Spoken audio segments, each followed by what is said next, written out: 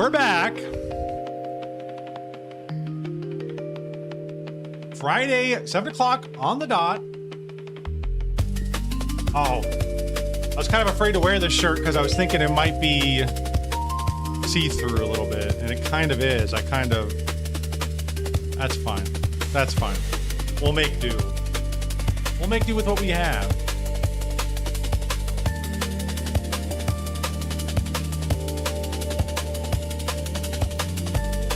USA Monster again.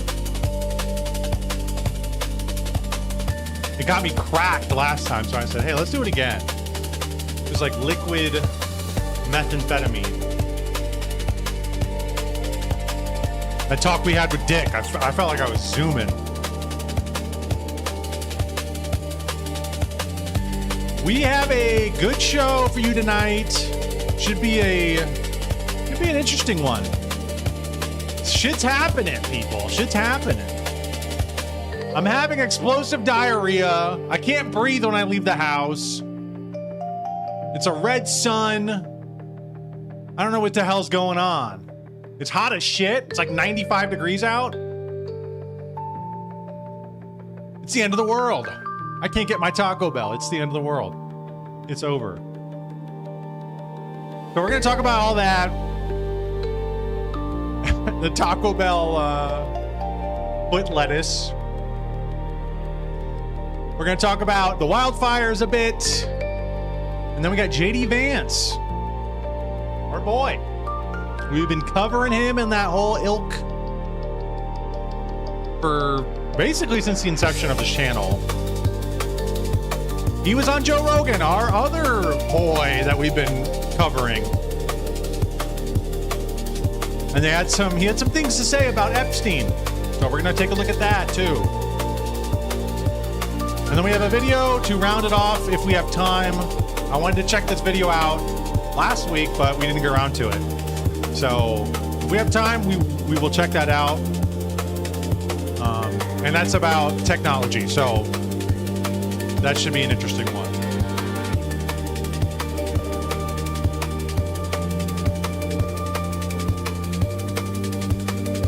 This music's kind of fire, dude. Let's turn this down. Turn this down a bit. Should be a good stream. Happy Friday, Adorable Waffles. It should be a good stream. And we're doing something new. If you didn't see in my posts, we're doing something new today. We will be taking calls. Now, this is a test, people. Okay, this is a test. We're testing this out. We're going to see how it goes. This is the phone number. It is currently on silent, so if you're trying to call it, you're not going to get through. We will open up the calls at 8 o'clock, schizo hours, of course. And then from then on, throughout the night, we will have the calls open. And I'm trying to think because I know it's not going to be like, oh, you know, wall-to-wall calls. I know that, okay? So I'm thinking, well, I'm going to have to balance this out with content, like actually going through stuff. A call will come in. I'll take it. We'll go get people's takes, get people's hottest takes. I thought this was an appropriate picture because of the wildfires. I actually had another one I was going to use, but ended up using this one. So we will open up the call to 8 o'clock. I will change the scroll at the bottom. It'll have the phone number in it. I'm also going to change the thumbnail as well at that point. And we will then have calls from then on. So if you want to call and you want to give it to me, it doesn't also have to just be about what we talk about. If you want to branch off into something else that we've talked about on the channel, that's fine too. Obviously, if it's way out there, I'm going to tell you, I don't know that much about that, or I don't know what the hell you're talking about. If it's too schizo, listen, give me your schizo takes during schizo hours, but if it's too schizo, I might have to hang up on you. So just be forewarned. But we are going to try it out. It might be interesting. It might be moot. It might just be, you know, whatever. But we're going to test it out. We're going to see how it goes. And I thought, you know, I also am testing out this platform too. So you'll call in. I'll see it on my screen. I'll answer. We'll chat. You can do it. Anybody can do it with a phone. I kind of like that better than doing Discord because I know I'd have to set up a whole new Discord, which I might do anyways. But I'm testing this out first.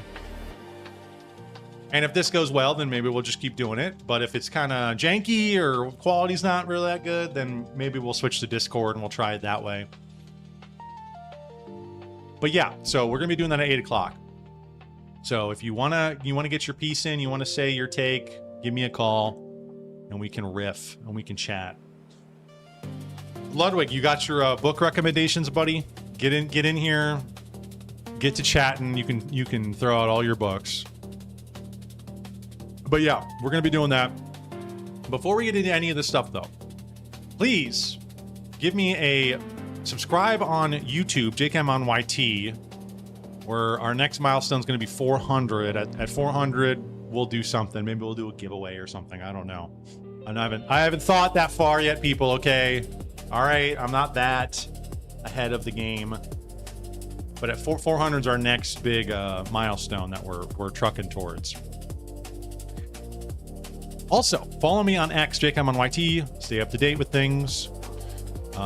And you can also stay up to date with things on my posts here on YouTube. I tell you when I'm going live. I tell you when I'm not streaming. And I would like to start posting a little more in these sections. But it's just something I have to get around to doing.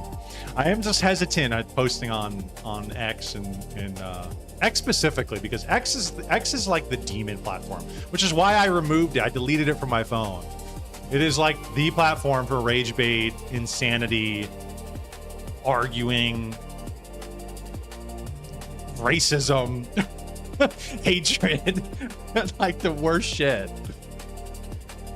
You'll scroll and one post will be a Palestinian's arm blown off. The next post will be somebody saying Christ is king. The next post will be somebody saying we should K the J's. The next post will be I don't even know. Streamer University. I see Nat doing Streamer University, some degenerate shit. Or Rakai or Rakay or whatever that guy's name.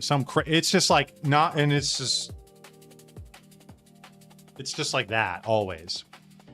So I had to, for my own sanity, I said, I have to get off this app. I have to get off. Not completely off of it. Not completely off of it. I'm still on it on my desktop, but on my phone, I said, I got to get rid of this thing. I can't be on it at any moment. Any moment, I could just jump on it and be like, and then you just get insanity beamed right into your brain. I said, I can't. I'm not that guy. I'm not that guy anymore. Maybe I'm just getting old. That could be it too. Maybe I am now that I'm 30, maybe I'm now boomer status. And I can't take the insanity of the internet as well as I could when I was younger. That could be it too. Because I've noticed that also with... Let's pause these. I've noticed that also with movies and violence too. The older I've gotten, the less I've been able to stomach that shit. Because when I was a kid, when I was young, I used to go to this website called stickpage.com. I wonder if it's still a website. I think it was stickpage.com. Oh my gosh, it's still a website. I used to love this website. They would just have these little videos. Stick Wars. Oh, dude. They would have games, you would have fights, you would have... People would just animate these little... Oh, the castles. Oh, dude, I can't do that. The Castle series. I remember this, dude.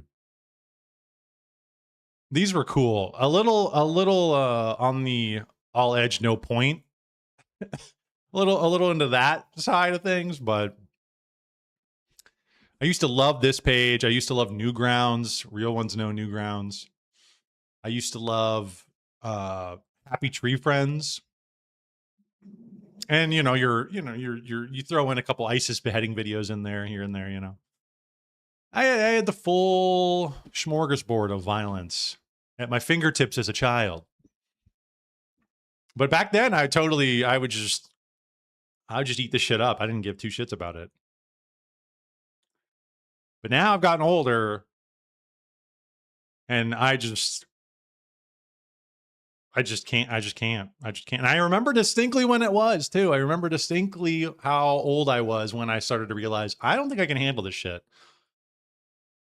It was when Midsummer came out.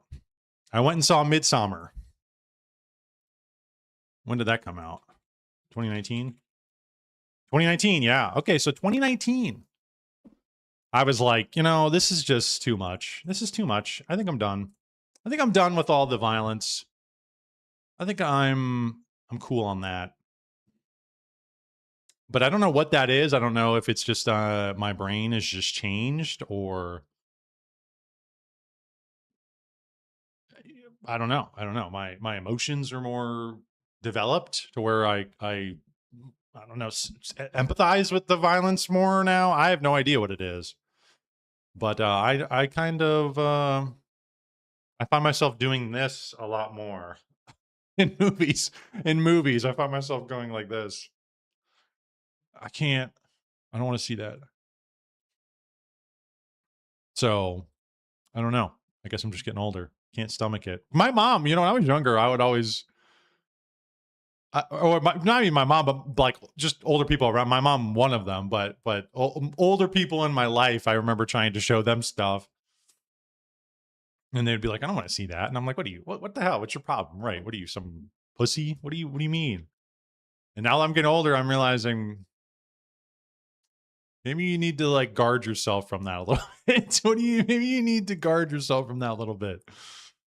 Why do you think that violence didn't register for you? It registered with me. I'm not saying it didn't. I just could stomach it. I was more like, whoa, than I was turned off by it.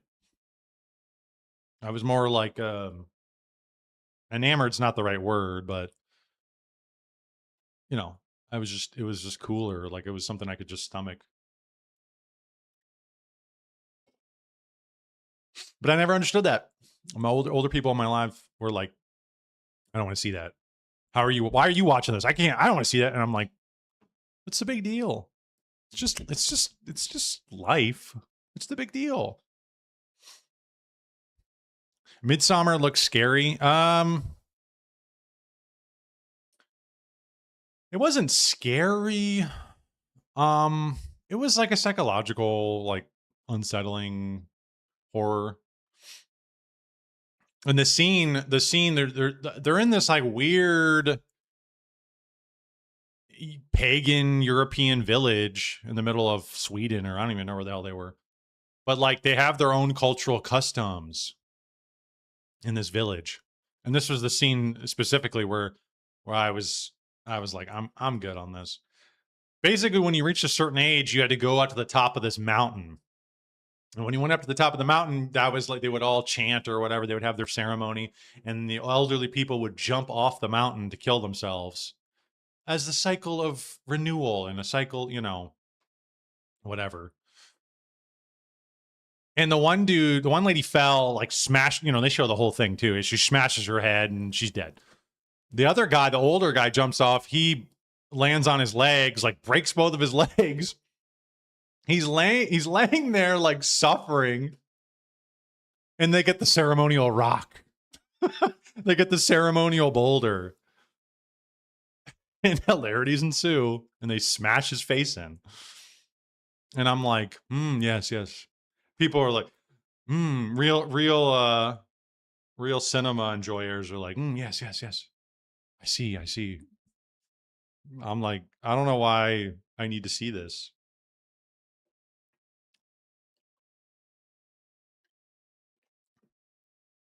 Why? Exactly. And I had that question too. It feels like movies just get it's almost so especially A24, and I'm happier with A24 lately because the last slew of movies I've seen from them have been pretty good. I saw Marty Supreme and Backrooms, and neither of those had really any violence in them. So, keep on going that direction. I don't know why this kind of like visceral, like almost like they want you to be like traumatized. Like, I don't know. It's like I don't know. It's like, it's kind of one of those things where it elicits obviously not one for me when I was younger, but now it's kind of elicits this kind of violence is one of those like primal feelings, right? It elicits a fight or flight response. Same with nudity, same with sex, right? It elicits a response, kind of like you really don't have much of a control over it. And it's kind of one of those things where it's like when you show these things and they're in such a raw way, I don't know. I think it does something to people. It either elicits that fight or flight response, or it diminishes the amount that you actually, it diminishes that feeling, I should say. It kind of desensitizes you. If yeah. And I think that both of those are wrong, right? Like hijacking that fight or flight response, not good. Desensitizing to it, not good. Because if you're ever in a scenario where you need to, a violent scenario, you need to run or fight, you need to be able to have that just kick in. So there's something about that. I would like to flesh it out more, but I was thinking about that. Like just the raw violence, the nature of it is just, there's something I think not good about it. Because people will be like, it's a movie, who cares? It's not real. And I'm like, yeah, but does your mind know that? Does your brain know that? Does your soul know that?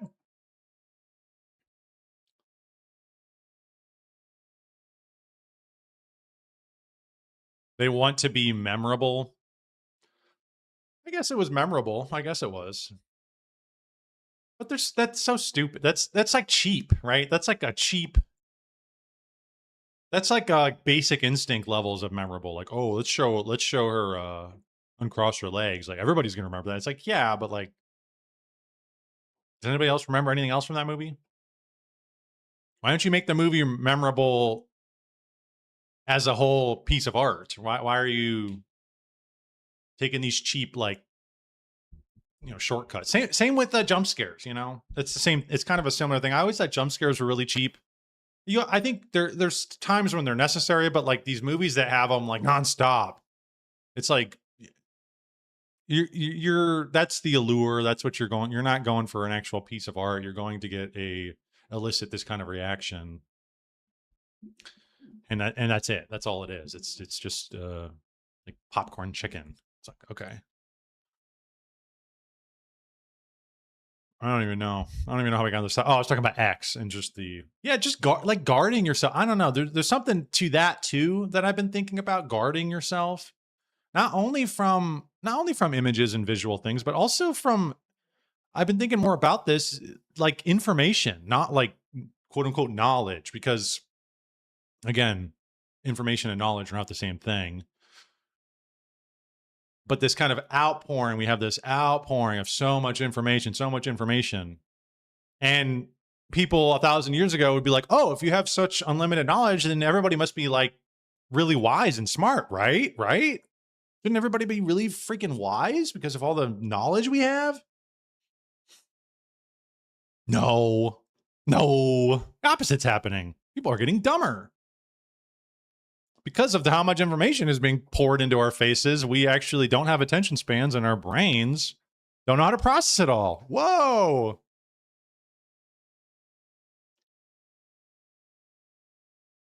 And then what happens is, because of that flooding of nonstop information, what happens is what you do choose to land on is things that like titillate, right? That like are like, ooh, like what is that? Like this is where I think a lot of the conspiracy, the conspiracy sphere comes from. A lot of people fall into these kind of just insane, nonsensical conspiracies that have barely any basis in reality.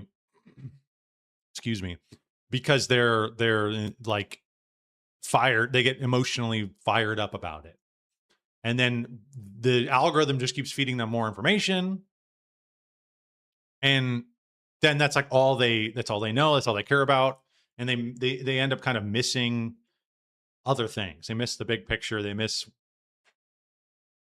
And sometimes it's just bullshit in and of itself. So they're missing, they're wasting their time. But yeah, all this information, I don't think we're really are supposed to have this information in this form. and clearly, like I said, people do not. People are getting dumber. People are their IQs are dropping. So it's like I almost think and there's something about where when you think about like the story of Adam and Eve, right in the garden, wasn't that isn't this kind of a similar scenario to where they were told they could have anything but don't eat of of the fruit of the tree of knowledge of good and evil, right? And when they ate it, well, because Satan told them, "Oh, you'd be like gods if you ate it, because you would know about your own nature. You would have knowledge of these things that you're not supposed to have. You're not there yet." And I think they were going to be a period in time when they're allowed to eat it, but they shortcutted that and they ate of it, and all hell broke loose as we now exist, as we could see. So there's this kind of like idea of like shortcutting without having this kind of without having the wisdom to be able to digest the information. People take these shortcuts, and everybody today is guilty of this. I'm not saying, oh, I'm so wise, I'm a wizard, I know. I'm just saying that this kind of it's something I've been kind of theorizing about, where you get so much information on things that all the fear mongering about, like we were talking about dating a couple weeks ago, and it's like you have all this information on women and men, and women have all this information on men, and you have information on every sphere of society, but a lot of it's painted in a certain light, it's painted in a certain way, and some of it is accurate, some of it is negative. But we as people, like Adam and Eve, are not ready yet. A lot of people are not ready yet to be able to digest that information and know how to act accordingly with it. So instead, people get overwhelmed, or they turn into seething, hateful incels, or they turn into the blue-haired, woke, libtard feminist who, lops off her boobs and screeches at the top of her lungs all day, every day, this type of shit. And you go, you're not supposed to know this. It's almost like you're not supposed to know this, or you are, but maybe not right now. Maybe not as a 19-year-old college student. Okay, maybe you're not supposed to know the secrets of the universe just yet. Maybe that's something that you would have in past years you would have learned when you were maybe, in your 50s and 60s, getting older, when you've been around the block and you know where to place it. You know how to you've seen a thing or two. You know what to kind of how to balance it, you know how to like gauge it correctly. But people now have nothing to gauge it off of, and all they see is just like nonsense, anger, hate, scammery, divisiveness, and so they don't have any way to. That's like all they know, and so then it becomes warped into something that it shouldn't be, something nasty, something like. And we're not even talking about also the spins that people put on them. And like I said, some of them are accurate, but some of them are not. This is why I feel like lately, as I've gotten older too, I've been more receptive to my elders in a way.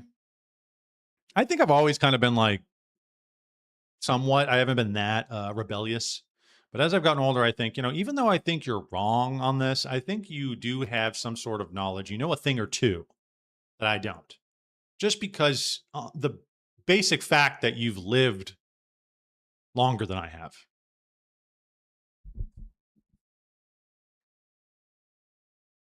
So I don't know, but so there's something to that where it's like all this information coming at us, everybody's going crazy about it because we are shortcutting and we don't really know how to digest it. We don't have the wisdom that is required to dealing with such sensitive topics and such harsh realities, such harsh truths about reality. There is almost in some sense like, man, maybe we should be a little more childlike. Maybe we should be a little more guarded. But then you get that label of you're closed-minded. You're closed-minded. You got to do DMT, bro, and open up your mind. You're like, okay. That's kind of how I feel about psychedelics, honestly. He's kind of like, I think psychedelics are a shortcut into the spiritual realm that we are not supposed to perceive, at least in the state, in the average person's state. Maybe you have some ascetic monk who achieved something similar to that in a, you know, an altered state in their lifetime on Mount Athos or something, right? But that takes years to work up to actually get yourself to a point to where you're at, your soul, your mind, your heart are actually at a point where you can actually understand what is happening and digest it properly. But people now just like, just do DMT. You're a 20-year-old college kid who knows dick. Do DMT. And they do DMT, and then the clockwork elves rape them and tell them that we need to create a one world government. And they're like, yep, that's the shit. Aliens are real. One world government will solve all the problems. The fresh global system's gonna save us. And you're like, you fucking idiot. Dude, we're like all one, dude. Why don't we just have like one government? The fuck? Hi, Alexandra. Good to see you in chat. I got on a tangent there. I don't know what the hell. I got on a tangent of this kind of Gnostic virtue, which is just unrelenting knowledge, unrelenting information about everything. Need more of it. It also turns you into kind of a bit of a schizophrenic too, let's be honest. Because there's so much shit that's coming at you. There's so many different trains of thought that a lot of them don't even interconnect. And this is something I've been working on with myself, is that I'm trying to get more of a cohesive, solid picture of things, but also how I should view those things and viewing those things, right? It's like, because you kind of need this, you need these two lungs, right? You need like the world out there and all its chaos, and you need to kind of paint a coherent picture of that, but you also need to have the proper worldview that can actually make sense of what's going on, the proper lens to interpret it. But I mean, the internet does neither of those things for you, right? The internet does neither of those things. Just like, it's like with the science experiment, right? It's like you're trying to compare it to a hypothesis. That's kind of like what I guess I'm getting at here, is like, you have the world and you're going to observe the world, and you have this hypothesis on what you think that is going to happen, and you test it, and then you tweak your hypothesis, and then you test it, and that's kind of what you need to do, I think, with your worldview and your belief structures as well. But that's coherent. That's a coherent way to interpret the world. So I don't know. Just some thoughts on the top of my head. Anyways. So 8 o'clock, guys, 8 o'clock, we're going to open up the lines. If anybody wants to call in, we will do that. Any of the stuff we're talking about tonight, we're going to get into it right here in a second. Any of the stuff we want to talk about tonight, you can give me your if you're from Michigan, Ohio, PA, Northeast America, and you've had problems with the smoke, if you've had problems with diarrhea, if you want to talk about JD Vance, which we're going to talk about, those are all on the table. But we also, if you want to talk about any other things we've talked about on this channel, that's also fine. If it gets too crazy and off topic, I'm done. We're done. If it is TOS, we're done. You cannot say slurs. You cannot say anything about K-ing people. You cannot, none of that. Unaliving, whatever. You can't. We have to be chill. I don't care about swearing, but we have to be, come on. We're on YouTube. Come on, people.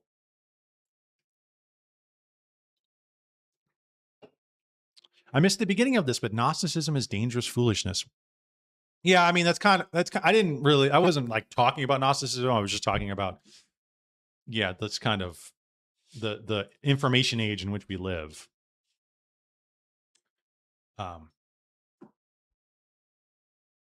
And this idea of coping too. I said this a couple weeks ago, is that you're coping.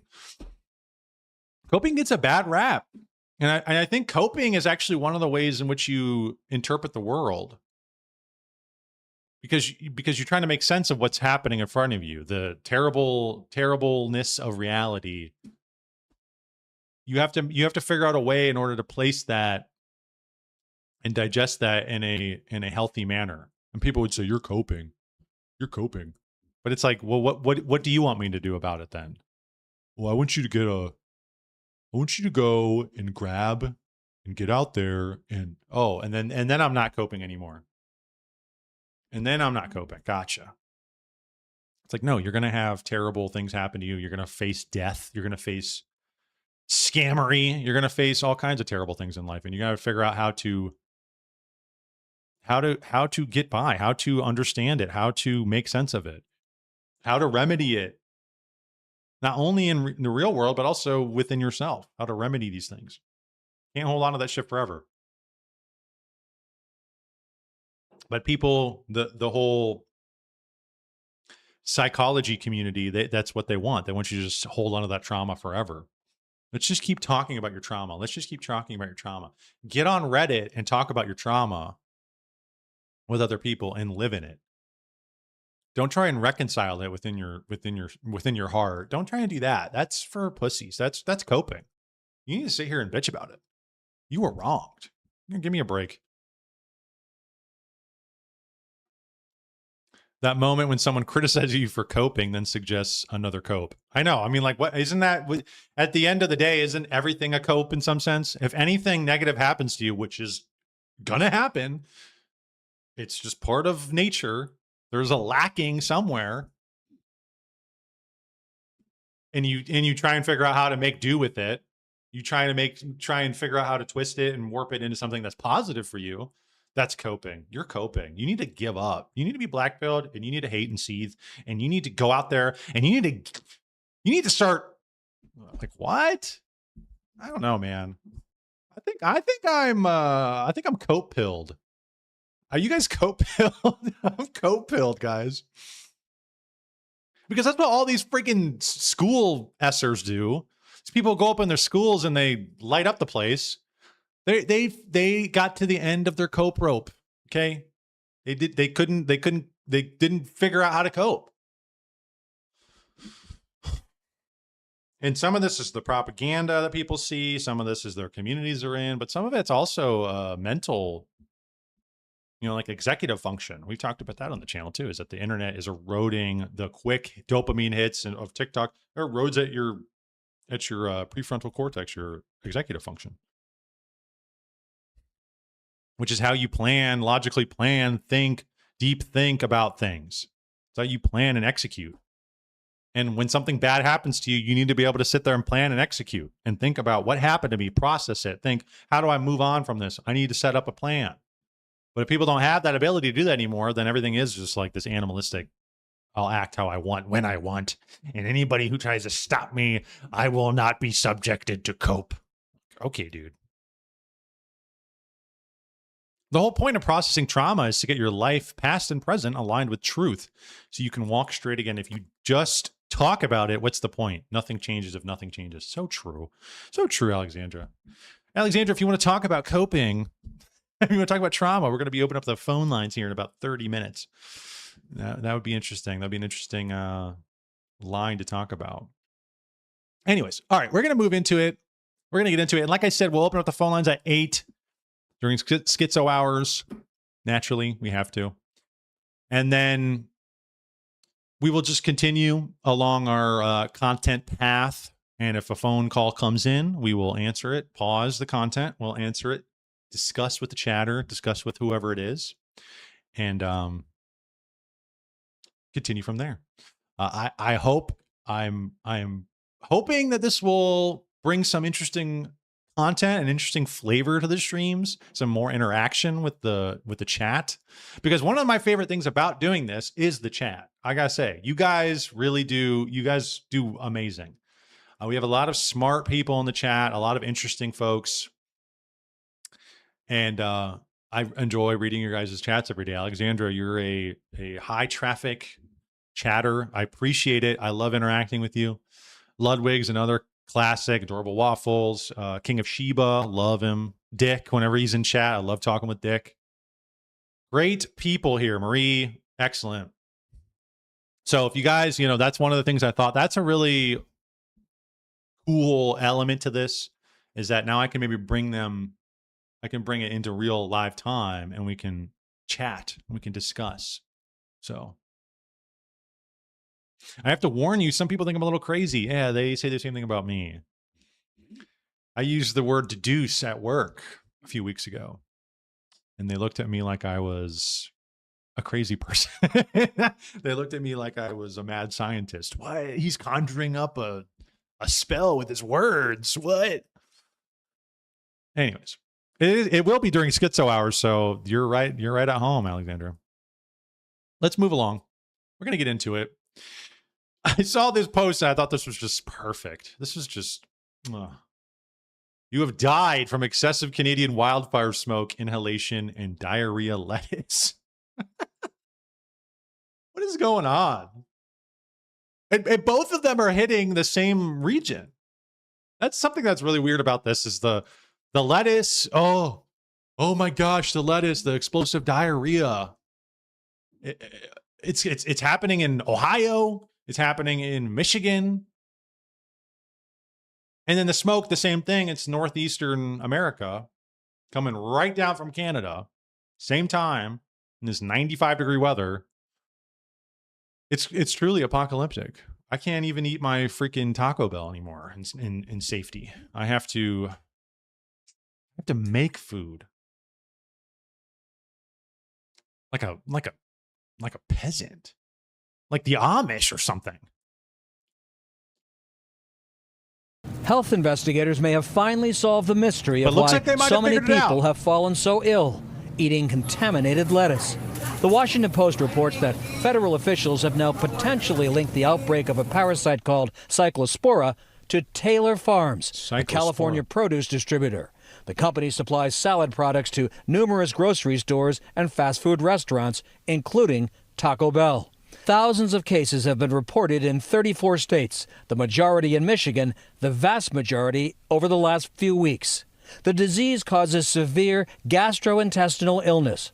While no one has died, more than 100 people have been hospitalized. Taco Bell had already, as a precaution, removed salad ingredients from some of its restaurants. One Michigan health official told CBS News that normally it would see 40 cases of cyclopsoriasis, but in this outbreak, they have handled more than 4,000 cases. Wow. Remember, for now, this is a potential link with Taylor Farms in California. We reached out to them. So far, no response. But this is the first real sign of tracking down what has worried and sickened so many consumers. Tony? All right, Mark, we'll stay on it. Thank you. That's wild. Taco Bell giving people diarrhea? What? I've never heard of such a thing. What? It's so funny. I got Taco Bell a couple weeks ago, no, it was last week. I got Taco Bell last week. Or maybe it might have been late the week before. It doesn't matter.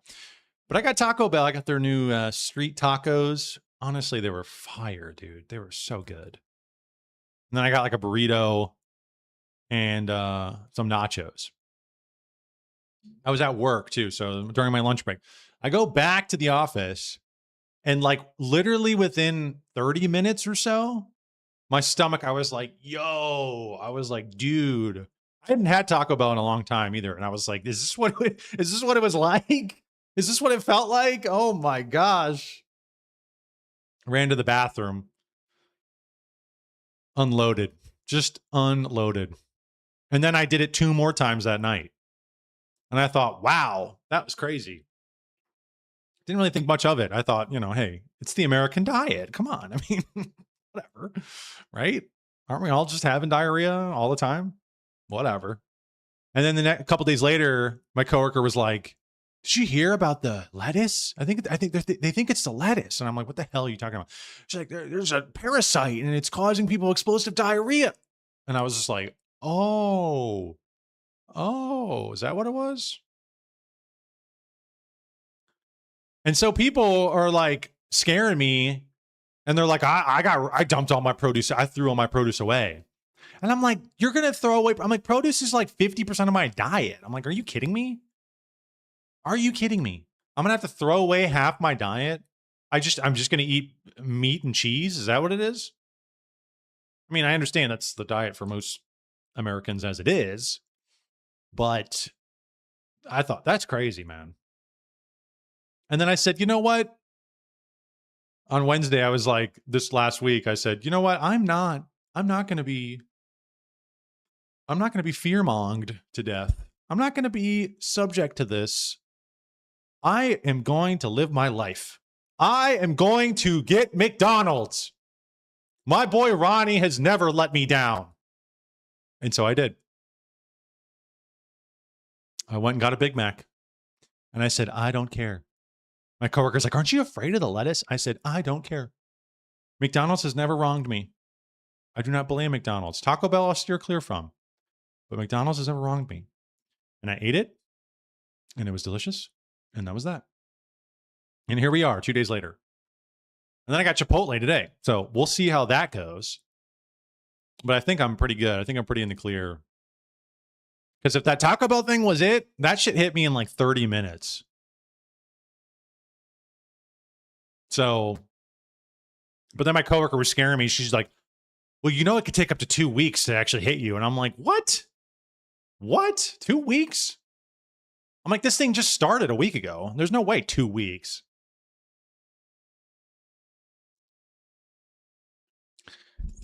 I won't be scared. I won't be scared of it. I still got to get my, listen, you have to live your life. Okay. You still need to get your daily intake of saturated fats, of 2,000 calorie burgers, French fries. Okay. You still have to live your life. You still got to go out there and eat your slot bowl from Chipotle. What are you going to do? And I hear people are even suing Taco Bell. So you might actually get money out of it. Some guy had such explosive diarrhea that he was hospitalized. And he's suing Taco Bell. So there might even be an upside. Even if, you know, going out there and ravaging a head of lettuce might actually net you some shekels.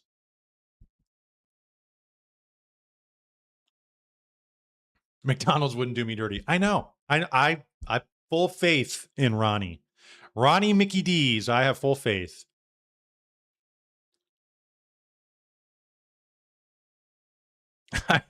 I was reading comments under news about wildfires and there was comments about diarrhea. What's the deal with diarrhea? Right. It's just a normal day in America. Okay. It's funny because it's like, remember during COVID? Remember the beginning of COVID? Everybody went and bought up the stores. What was the number one thing that people were buying? You guys remember? Toilet paper. You guys remember that? Toilet paper. Americans, that's just like a sacred cow. Shitting, you do not scare Americans with our sacred cow of taking enormous dumps.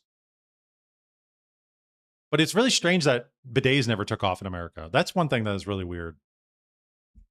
Everybody, if you haven't had a bidet, you should try it. You should give one a go because they actually are very luxurious.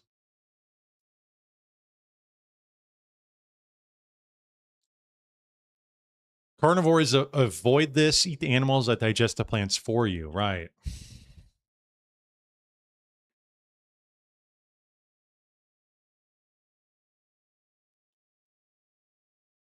I like to try and buy lettuce grown in my state. Yeah, but what if your state's Michigan or... I guess it was coming from California, so... Damn, California. They're always causing all these problems.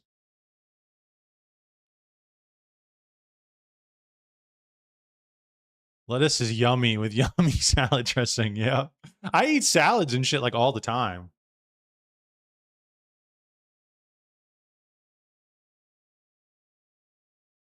I never eat Taco Bell. Yeah, I don't really get it that much either. It's never...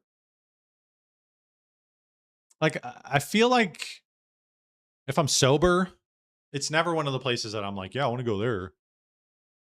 I want to go to Taco Bell. Maybe if I'm really drunk and it's like 3 a.m, it's the only place open. Maybe I'll be like, damn, Taco Bell sounds fire right now, dude. Produce is like 2% of your diet? What the heck do you eat all day? I guess you're just eating meat and dairy all day. I don't think I've been to Taco Bell in 20 years. That's crazy.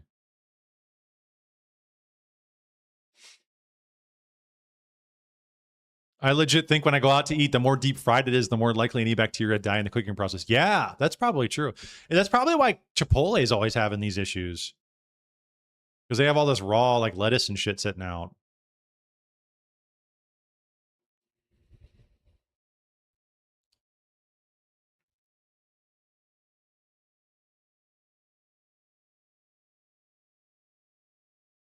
Remember when Trump bought 500 burgers or something and gave a speech about it being good American food? This is the best. The best. It was Big Macs and shit, wasn't it? Didn't he bought it for like a college team, didn't he? And he had the big spread. That is funny. You know, that just felt like when he did that, that was just, it felt so like now I think about Trump and I think he's just like a flanderized version of himself. He's not even the same. Like when he did the whole McDonald's, like he worked at McDonald's for a day during a second election campaign. It was like, this is just a photo op. But him buying McDonald's for college kids, that actually seemed legit. Like he's just like, oh, these college kids, they'll just eat this shit. We don't have to buy them like filet. And they did, and they ate it, and they were happy.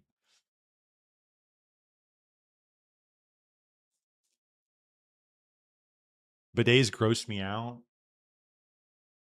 Yeah, I think that is what it is. It's like but you know what? Like, what are you doing with toilet paper though? Like, you're just scraping, dude. You're just scraping at it. That's pretty gross too. I'm not all that convinced that they are more clean than TP. You know, I do know people, they do the middle ground where they go, we use the flushable wet wipes. And I think that that's a good alternative. But I think toilet paper by itself, man, is just like, it's tough for me to do that. I need a little clean. I need a little something, moisture to clean me off a little bit. Canadian fires cause diarrhea. Yo. Maybe it wasn't the Taco Bell at all. Maybe it's something in the air. Maybe it's something in the smoke. Maybe they're dispersing some diarrhea agent. They're trying it out. They're testing it out. They're going to use it in Iran, and they're testing it out on you. It's not schizo hours just yet.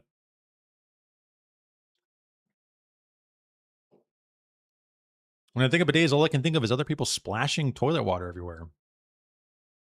It's just a concentrated stream that goes right up your hooey. Your brown eye takes the brunt of it, so. All right, let's move along. I saw this post. Real quick, I wanted to just interject with this post. This is crazy. I don't know if any of you guys saw this. This just happened yesterday. Again, like I was just saying with Trump just seems so much more, I don't know. Back in the 2016 era, he just seemed like much more organic, natural, just a goofy guy, just a Hollywood pedophile, just, you know, hanging out, hanging brain.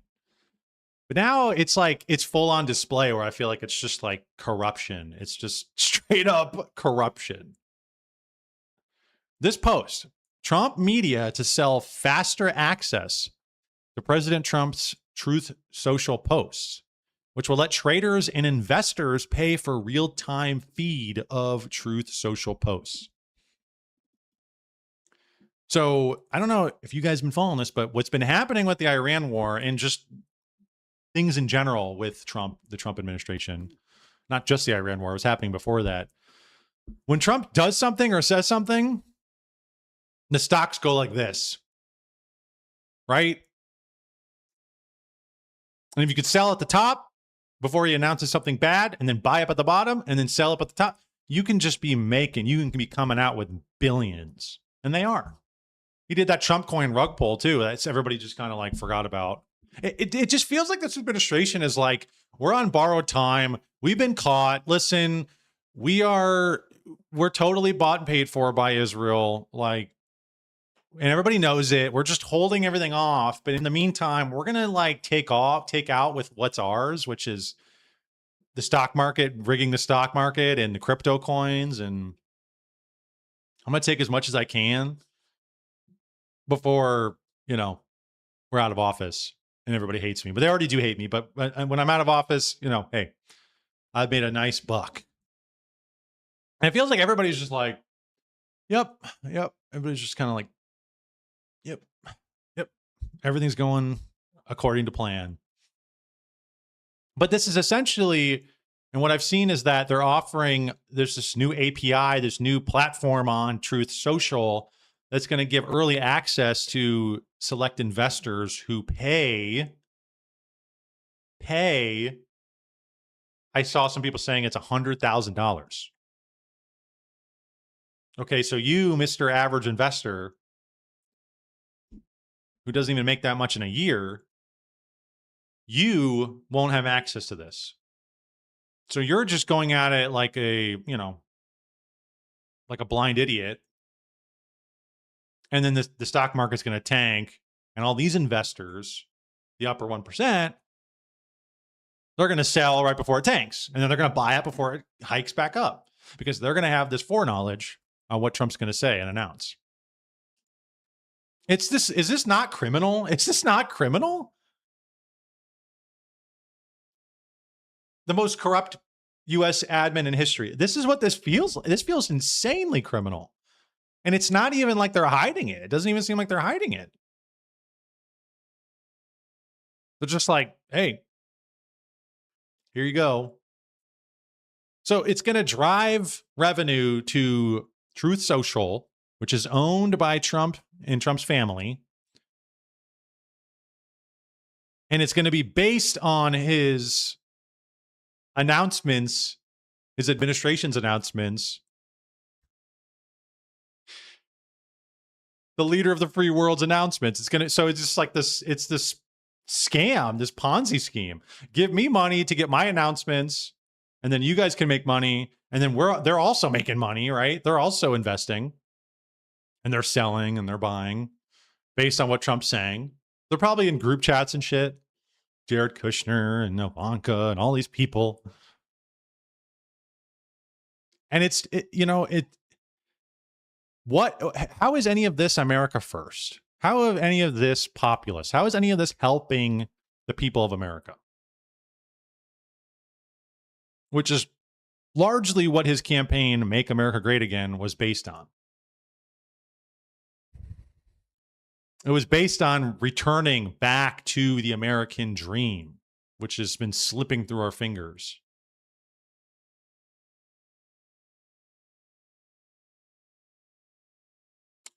But I don't see how this is helping anybody. I don't see how this isn't anything but corruption and helping and bailing out the upper 1%. It's the rich get richer. And I just saw a post the other day, or I think was it Kalshi who said this? They said that the 1% in America now owns more wealth than all of the middle class.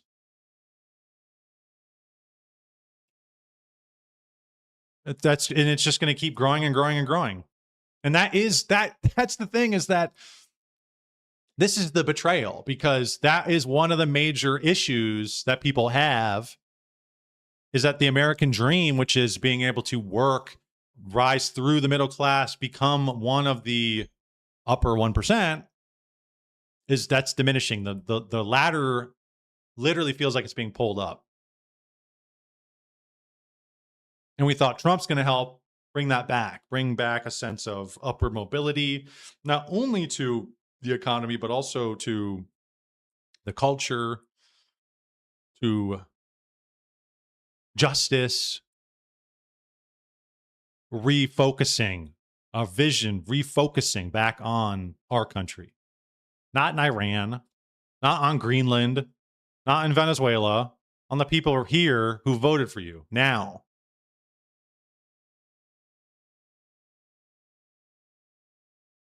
But this flies in the face of that. It's a slap in the face, like everything else this administration has done. I don't understand how people can't see this. I mean, I've literally had conversations with Trump supporters at work. I talked to my Democrat coworker. I talked to Trump supporting coworkers, and the Trump supporting ones are like, yeah, Iran, we got to get them. Round 2. Let's do it. I trust Trump. You're like, wait, isn't this like completely antithetical to what he campaigned on and what he promised? We got to get it done. I trust the man. And you're like, it's not even about what he espouses and what he says he's going to do. It's not even about these virtues that he's trying to bring back to America. It's not about ideals. It's literally about him. It's literally a cult of personality. It's literally a demagogue. And, the left wing used to sit there and yell and scream that he is a fascist dictator, demagogue. And it's like, and I don't really know if there was much truth to that in his first administration. Although, again, it depends on who you ask. But now it's like, oh, they were right. I think they were right. And I'm not saying I'm a leftist now. I'm not saying that. But, I think that this is what this is. This is, we're going to make out with ours. Screw you people. And we suffer for it. So I don't know, man. I feel just a lot of this it makes me feel just absolutely it makes me feel like a fucking idiot, honestly, because I used to argue with people about this guy. And it's like, it's just same old bullshit. And here we are again. So I'm kind of checked out from all this. I'm now looking at it less so as in some savior type scenario where there's going to be this person who comes in and changes everything. And now I look at it more from a third person's, bird's eye view, keeping an eye on it, just in more of like analyzing it from more of a kind of a bystander rather than somebody who actually gives a shit. And I think that's probably the best for most people. Left wingers, right wing, anybody. I think this kind of mentality really kind of woke me up, where I'm like, okay, you cannot, with the way that the current global order is that this is not going to be fixed by voting in one person or even a handful of people, really, for that matter.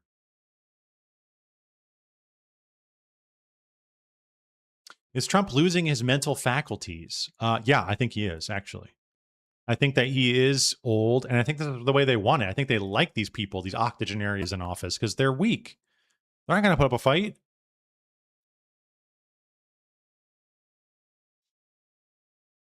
Whatever happened with the Epstein files? Well, we're going to get to that a little later tonight. JD Vance was on Joe Rogan, and he discussed them. So we'll get into that a bit and talk about that shortly. The 2016 election, one of my happiest memories. That was a good day. Yeah, and that's another thing too, is that I don't think I was I was kind of political, but back then I was kind of more like a libertarian, like centrist. That was when I was 2016. How old was I? I was 20. So back then I was like sophomore in college. I didn't really know what was going on. I kind of was like, yeah, I was kind of against authority, against the government, like fucking with our shit.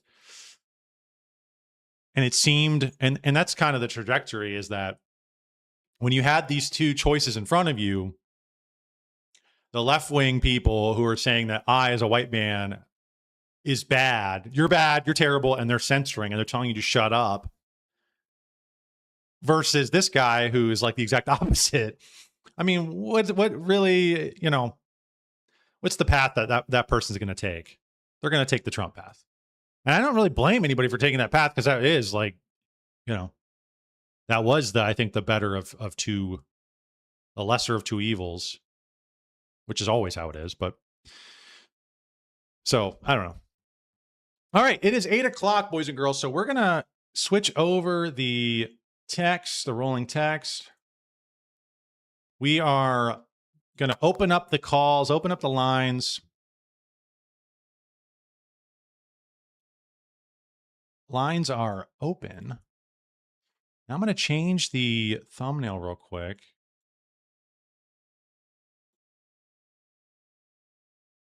Which maybe I should have just left it, the thumbnail, all along. But we're going to do it now anyways. I didn't want, people to be like, oh, if they jumped on, they would be like, well, why can't I call now? Like, I don't know. If anybody did, but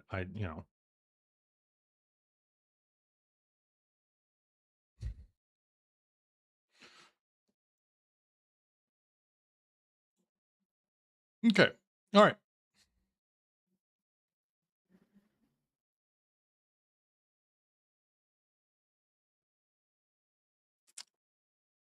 All right. So lines are open.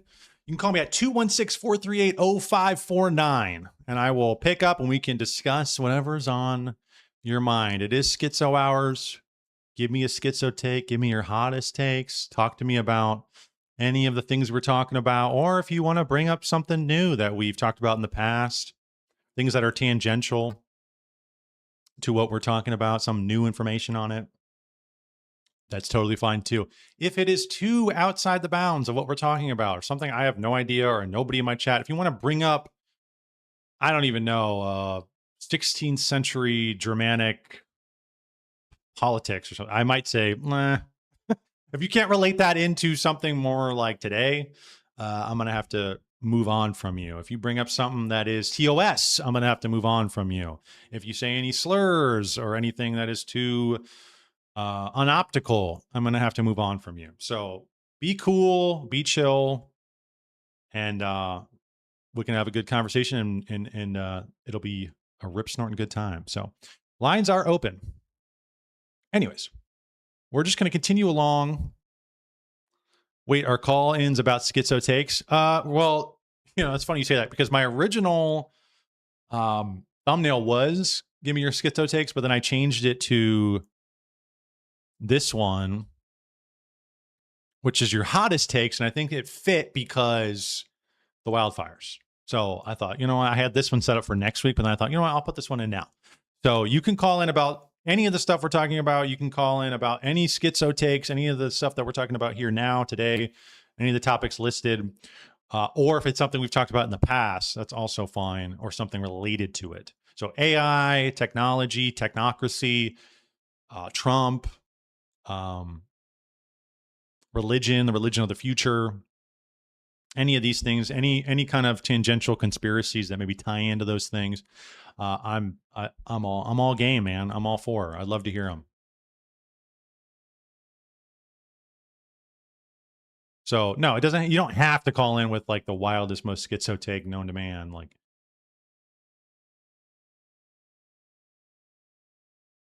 so. Anyways, okay, we're gonna move along. I just thought this was crazy, though. I just couldn't believe it. I just was like, oh, so we're just going full on gaming the stock market. We're just going full on now. And it does suck because you're right, Alexandra. There were a lot of, and like, I didn't really care that much when he got elected. I didn't really understand it that much, why people thought he was so bad. Like, I thought the left wing reaction was crazier. Was crazier to me, and it was like that was more confusing than the right wing reaction than whatever he did. So, but I remember talking with this girl. I was texting this girl at the time, and she just got up in arms about it and was just like, I just threw it out there because I remember I didn't really care, and I just threw it out there like, what do you think of the election? And she's just like, going on the screed about, he's this, he's fascist, he's misogynist. And I just was like, okay. And then obviously we didn't talk much after that. But I was like, what the hell, man? What is going on with you people?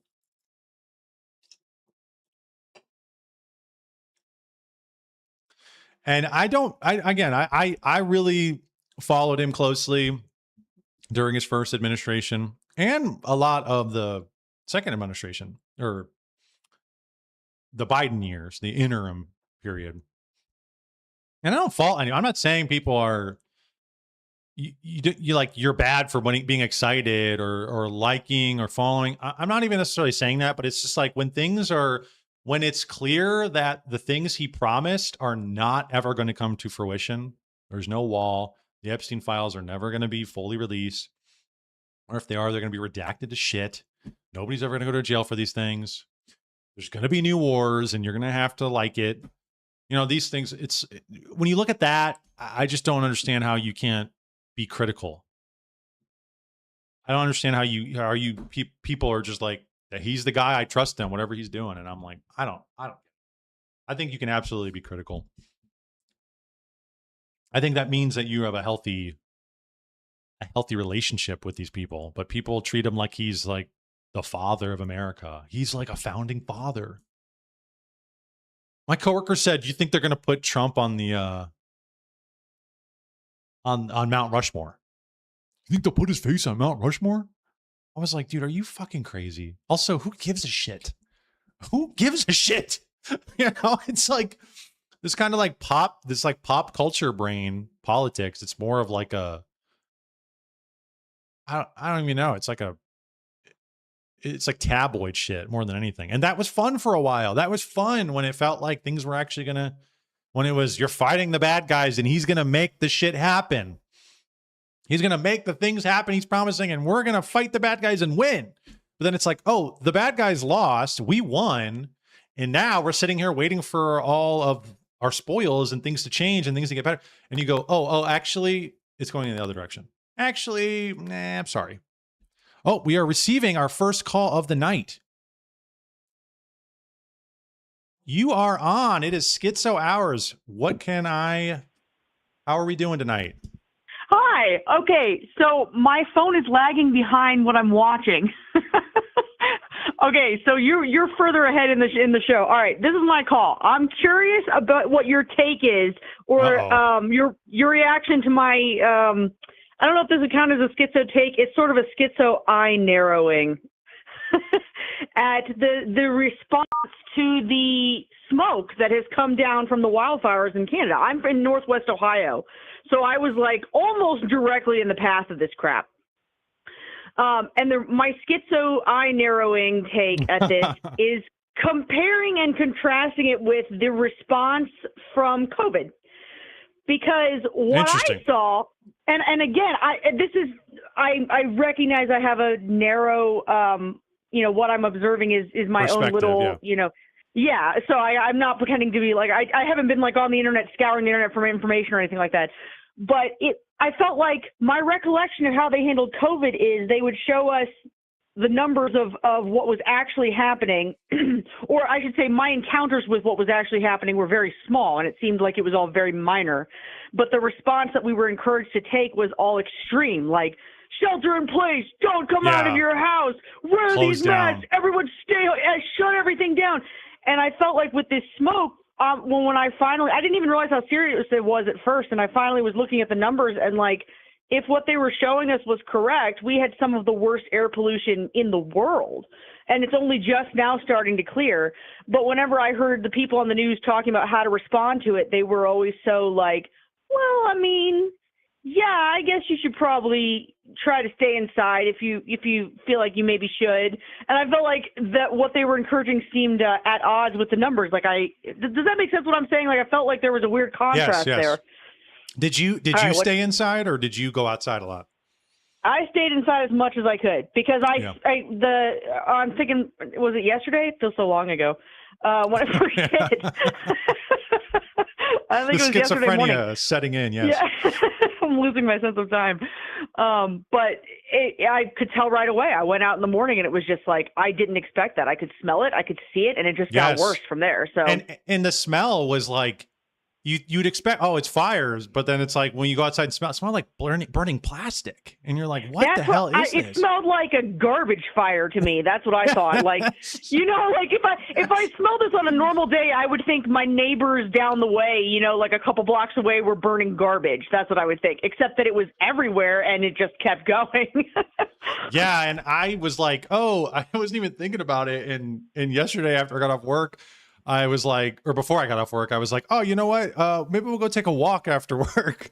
And as I'm driving home, like, I didn't really think about it, but then I got inside and I like changed and I walked back outside and it like smacked me in the face. And I was like, this is like bad, dude. And I said, no, we're not going to take a walk today. I think we're going to stay inside. I had to work the day that it first happened. And I was at work and we were inside most of the time, but we have to like walk out every so often out of the building. And I went out one time and realized my eyes were stinging just from walking outside for just a few seconds.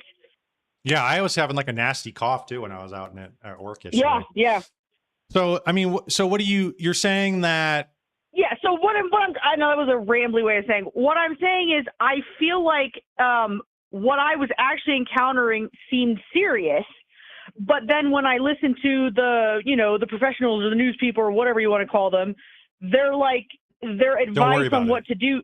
Yeah. I mean, it's not that they said, don't worry about it, but I felt like their attitude was so like, yeah, I mean, you know, for people who are compromised groups, you should probably stay inside.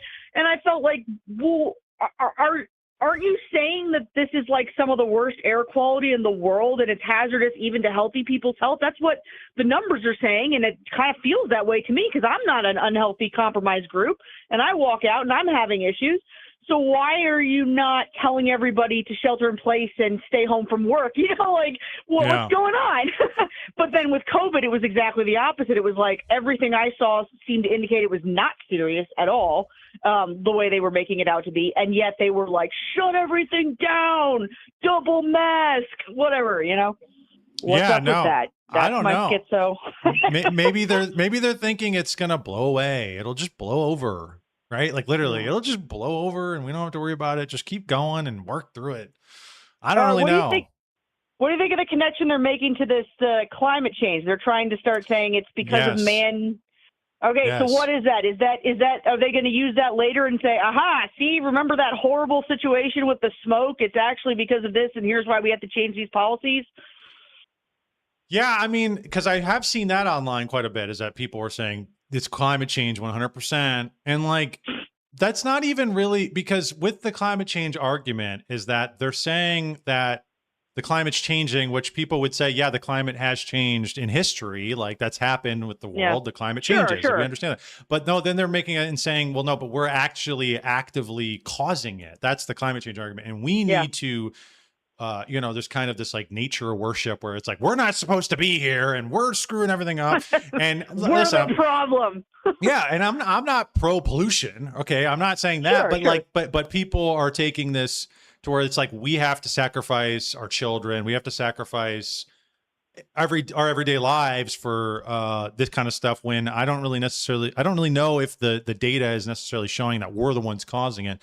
And then when this one specifically is that one of the major things I remember them saying years ago is that if you clean up and do controlled burns, there's less of a catastrophic outbreak of fires. But it looks like when in the Canadian forests is that they're not cleaning them up, and they're not heard that. I don't know. I have no idea whether that's real. I don't know anything about that, but I know I heard people saying there was mismanagement on the part of the Canadian government. And is it Carney? Who's the guy that's in charge? Is it Carney? I don't even know. That's the name I was thinking of, but I don't know. The Trudeau replacement.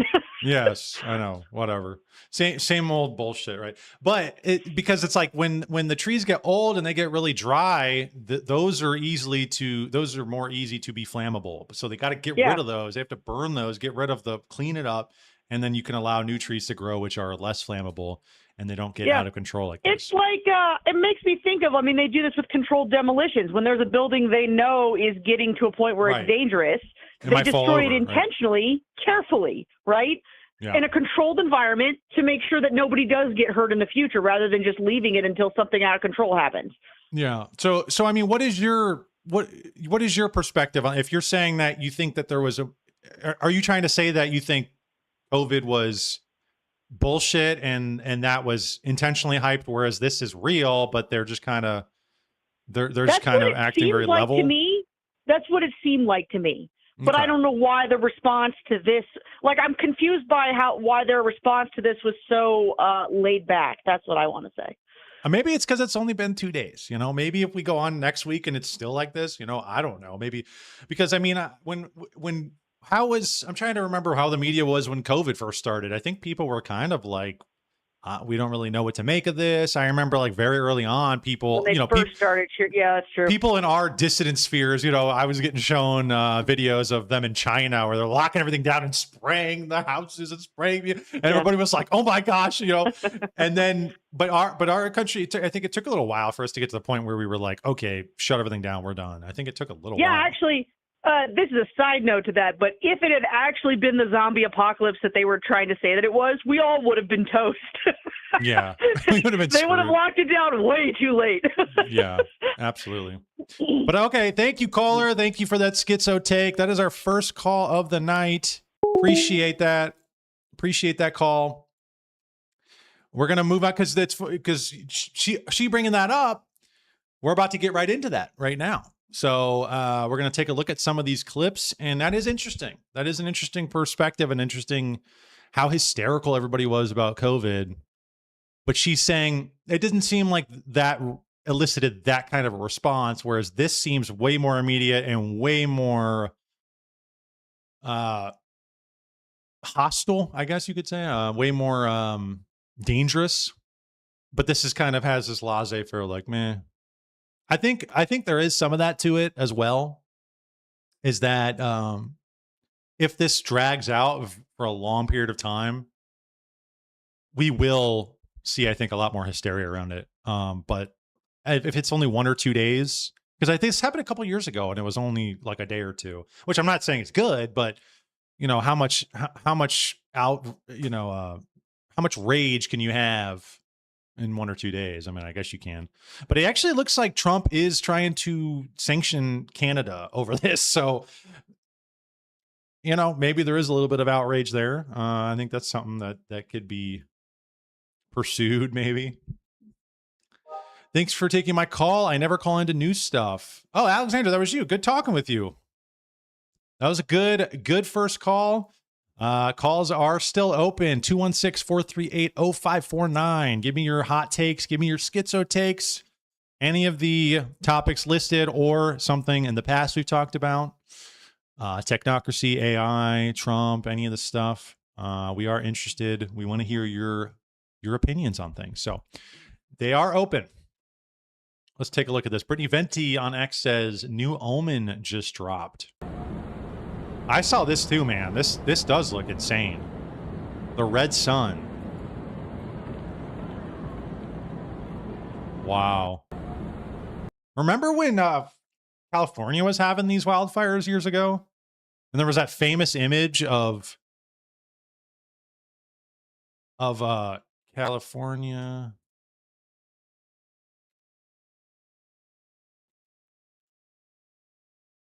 Oh, there was this like super cool image of this guy delivering Amazon packages.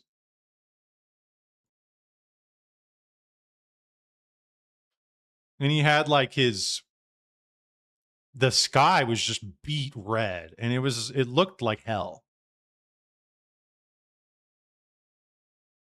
But this is kind of similar to that, but this is weird. What is this? What is the Red Sun?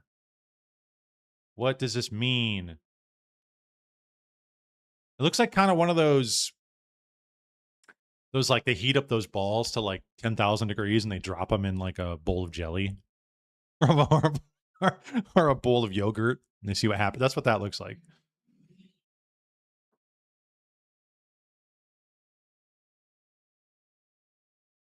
Wait, I've seen this. So we have a red sun so we can all be depowered and get drunk.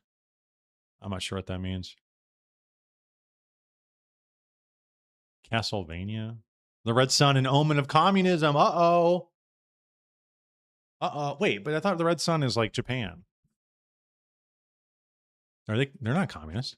Have they ever been communist?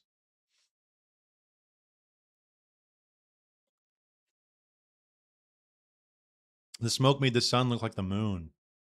It's a veiled sun, a sun we can't really see shine anymore. Yeah, this is honestly scary. So we got an image here. We got a video here. Look at this. Oh my.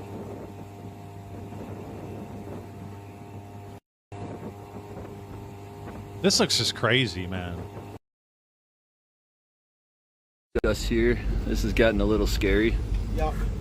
Holy shit. Okay. Yeah, this is... Okay, y'all need to hurry up here. Like, seriously, we're encased in flames now. You guys gotta go backwards. Go.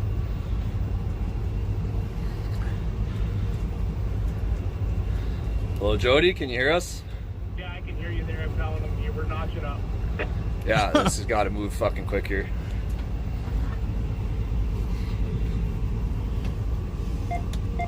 What are you doing?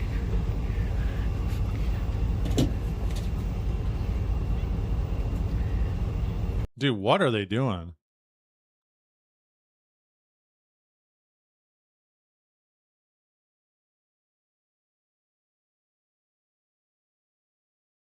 This is it from the sky, from an airplane. I thought this just looked like, I don't even know. This looks like something out of a...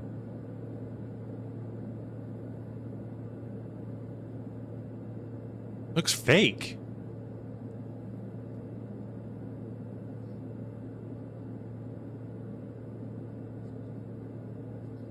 Apocalyptic. Diarrhea and now this. I don't know how I can go on. I might have to call off work on Monday. Because I might have to call off work for the rest of the week.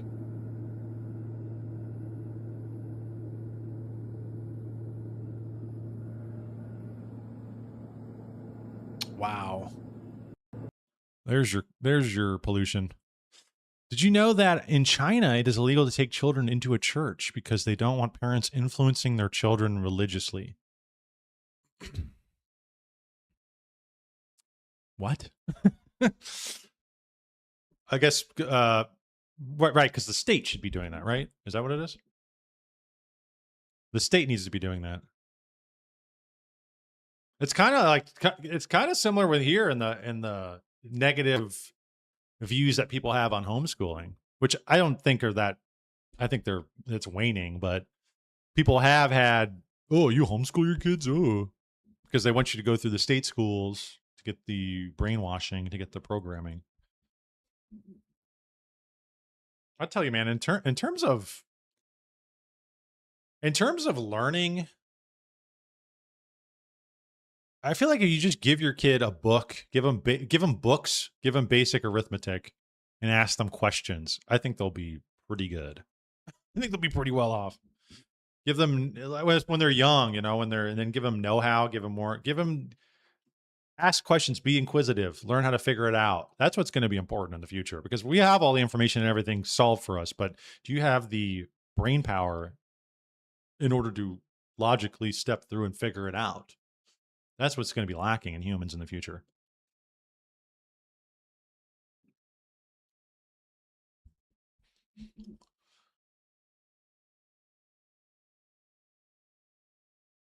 My coworker whose mother is Chinese told me this. You were talking about communism. Oh, that's right. I was.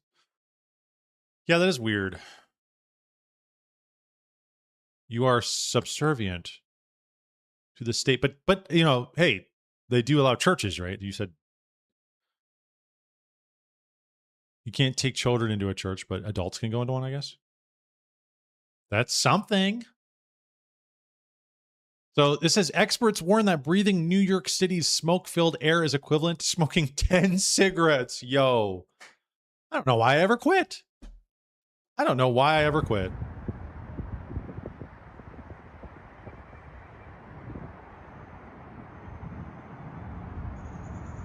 My sister was going up to Cleveland for work, and she sent a similar video. where you could not even see the city. She's like, I normally can see all the buildings, and right now I can't see shit. This can't be good. Why can't Canada manage their forests and keep them from burning? Right. And like, that's the thing, is that burning is like natural, right? It's a natural part of the cycle. But the degree to which they burn can be mitigated if we clean them up. And we can do control burns. But I don't know if it's some environmental crazies up there who don't want to do that and they'd rather this happen, or if it's a lack of funding or something. I don't really know what's going on up there, but it is crazy. They should get this shit cleaned up. Well, I guess it's going to be cleaned up now, but then we get to suffer. Oh, look at my boy, Cedar Point.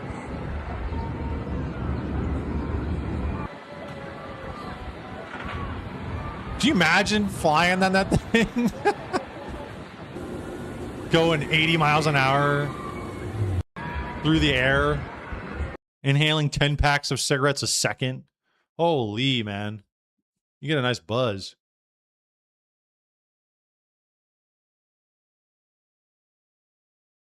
They had to secretly get their kids baptized. Oh, wow.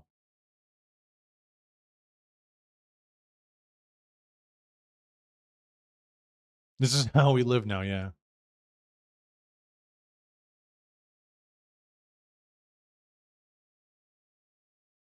Whoops, hold on. There we go. Yeah, I don't know, because this is interesting because, like the caller was saying, there does seem to be much more of a muted response against this. I understand it could be a confluence of different factors onto why they're not freaking out about it. It's only day 1 or 2 or whatever. But it does seem like I and many others took it upon ourselves to say, we're not gonna, I don't care what you people say or how crazy or how lack of crazy you are being about this. We're gonna not do it. So it's like there is kind of a, I don't know, it's an interesting dynamic to where COVID was like, we don't really know, we don't really interact with this. This is an invisible enemy that we don't see, and we're just going to listen to what the authorities tell us. But this one was like, we're not even going to listen to you people. We're just going to sit inside. We're not going to deal with that. It looks even more eerie. That's funny. Good joke. Cedar Point looks even more eerie. I loved this game too, man. I loved this game growing up.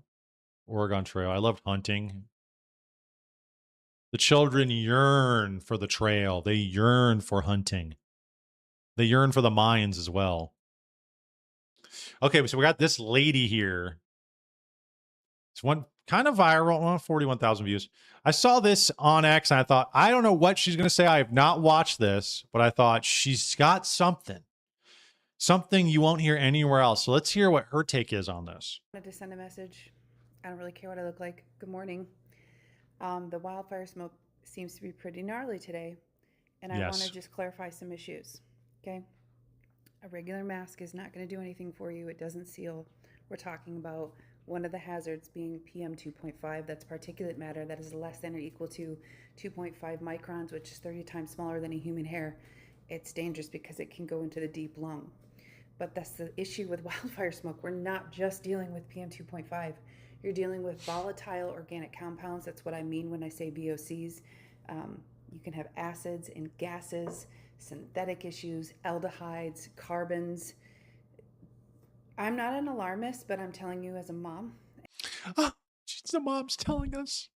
She's telling us, oh my gosh. Listen, lady, we don't need you to tell us that breathing this shit in sucks. I'm not going for my walk, okay? I don't need you to tell me how terrible this is. But also, how much does sitting inside really even do? I mean, shit's going to seep in no matter what. But what she's saying, I do think that smell, that chemically smell, is it like mixing with all the other bullshit in the air? Is that what it is? It's picking up all this crap on the way down to us? You have shot 2,500 pounds of meat, you can carry 35 every time. Yep. And someone who does this, I will not be letting Mooey play outside today. Mooey? I know that it's different in different areas of the state, but let me tell you, if you're seeing this above your trees, do you see that? How there's a concentrated area of smoke? That signals a concentration issue to me. And the problem is the sun right here. There's like all right, this lady is schizo.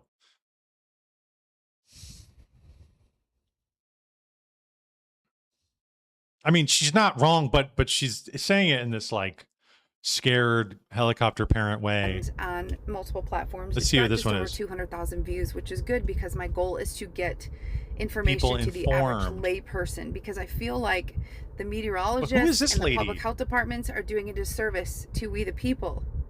So I live in Michigan, in Southwest Michigan, and I'm a senior industrial hygienist. That's a exposure scientist, and I'm an environmental specialist. I've been doing this for 24 years. And my biggest issue I've been telling people is about the respirable dust. Everyone is concentrating on the PM 2.5 and false. Well, okay, all right. You know what? Like, what am I supposed to do? You're saying, you cannot wear a mask to avoid this. Okay. Is sitting inside even really do anything? I mean, she's out in her car, so she's out in it. There is a level of that too, where maybe you're like, what are we supposed to do? It's everything. When you go outside, it's all around you. It's the air we breathe. You know, it's kind of like living in LA in like the 90s, right? You probably just go out and shit was probably worse than this, and they lived their lives. They went about it. Well, what else are you going to do? Talking about toxins. Toxins are from living things. Like, think snake venom is a toxin. Poison ivy reactions is because of a toxin, okay? If it's living, it's a toxin. If it comes from a building or man-made, it's a toxicant. We're talking about toxicants. And as an industrial hygienist in an occupational setting, because remember, the AQI, the air quality index, is for She keeps doing this shit. I'm sorry. She just keeps trying. The AQI, the VOCs, the blah, blah, blah. Look how credentialed I am. Don't you guys want to believe me and trust me? Okay. But like I've told you, if something is carcinogenic in the workplace, it's carcinogenic at home, okay? But OSHA doesn't carry over into the home. But the exposure data is the same whether you're at work or at home. So a friend, a certified industrial hygienist named Tim Nelson, who lives in Wisconsin, I'll attach the screenshot photo that yesterday he used an instantaneous meter that will test not PM 2.5 but PM 4, and that's different in an occupational setting because OSHA has something called PM 4. Those are permissible exposure limits. Now let me just, for context, this is instantaneous. It's not over an 8-hour period. But yesterday at 10 a.m. you can see there was 4.66 milligrams per meter cube of respirable dust that is PM 4. The OSHA PEL for an 8-hour time-weighted average is 5 milligrams per meter cube. Come on, bring it home. Come on, bring it home, lady. Say the thing. So basically, you have 93% You're just of the PEL speaking numbers in letters. Respirable dust is something that we have to avoid in the workplace. So I had lots of text messages from people saying, should I be working outside? Let me tell you, where there's not a standard for OSHA, the General Duty Clause, Rule 5 exists. And those people loved invoking that during COVID. So make sure that you are letting your employee know that there's a known hazard present right now. And I don't need to invoke any OSHA for that. I've used these meters. Listen, I'm not working on that. The point is, there's like 4 or 5 different brands that do this. Again, it's different from PM 2.5. It's PM 4, but it's still respirable dust. And it stands for PNOR, particulates not otherwise rated or regulated. Because this has got to be schizo meme bait. Is that what this is? Because there's no standard.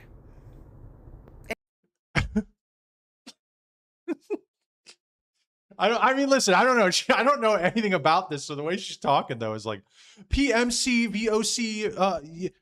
What? It's 2.5 per cubic unit. I'm like, what? Well, can you tell us, like, break that down and what that actually, what the hell are you talking about? So it's bad, is what she's saying. How about that? You could just summarize what she said with, it's bad. Don't breathe it in. Okay, I'll try to not breathe in oxygen. I'll try to not do that. I mean, what the hell am I supposed to do?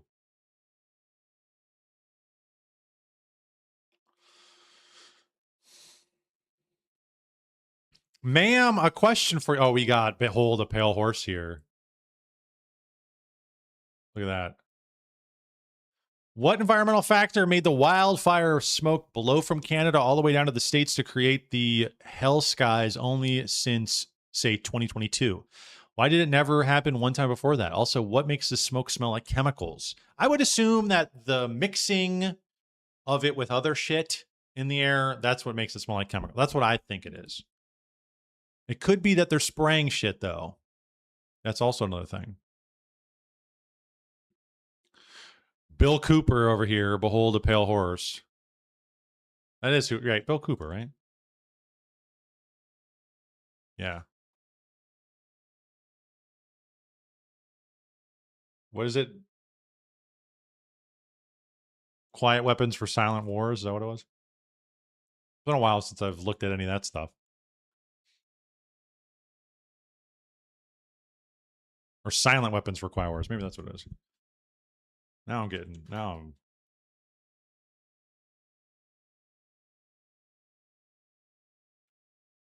Yeah, Silent Weapons for Quiet Wars. You keep using your trade-based gobbledygook jargon to get your message out to lay people. Use regular language. Your jargon is meaningless. Thank you, Todd. Thank you. I am not a particle hygienist or whatever the hell she is.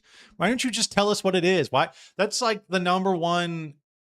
That's like one of the number one indicators that you're not an intelligent person if you cannot break this down into digestible pieces of information. If you're trying to get this to lay people, you need to speak in terms that lay people understand. All of what she said was just like, I don't even know. You need to be able to say like, oh, the amount of particles that an average person inhales is this, and these have this many times more than that. So you need to be careful. Like that's how she needs to be doing it. Not this like PMC4, 2.5 plus 6 and VOCs per square cube. It's just too much. There were a bunch of guys fixing the roof at my work today, and they were just up there smoking their cigs without a care in the world. I know. I saw two Taiwanese guys standing outside of a nail salon smoking their cigarettes and the shit. And I was like, hey, it's probably just another day for them. Sorry about the smell, guys. The smoke is just mixing with my BO. My bad.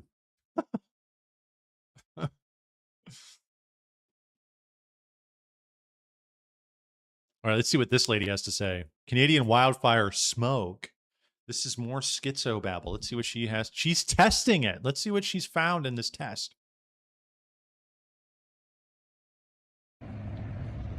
Hello, everyone. I'm sure we've all noticed the air quality issue the last couple days here in Michigan and probably many surrounding areas too. But I just want to let you know, I have done some testing on the air. I do my little jar test. I put my jar outside. So we had it outside for most of the day yesterday, overnight last night, wanting to know what's in the air. So here are the things that I'm finding.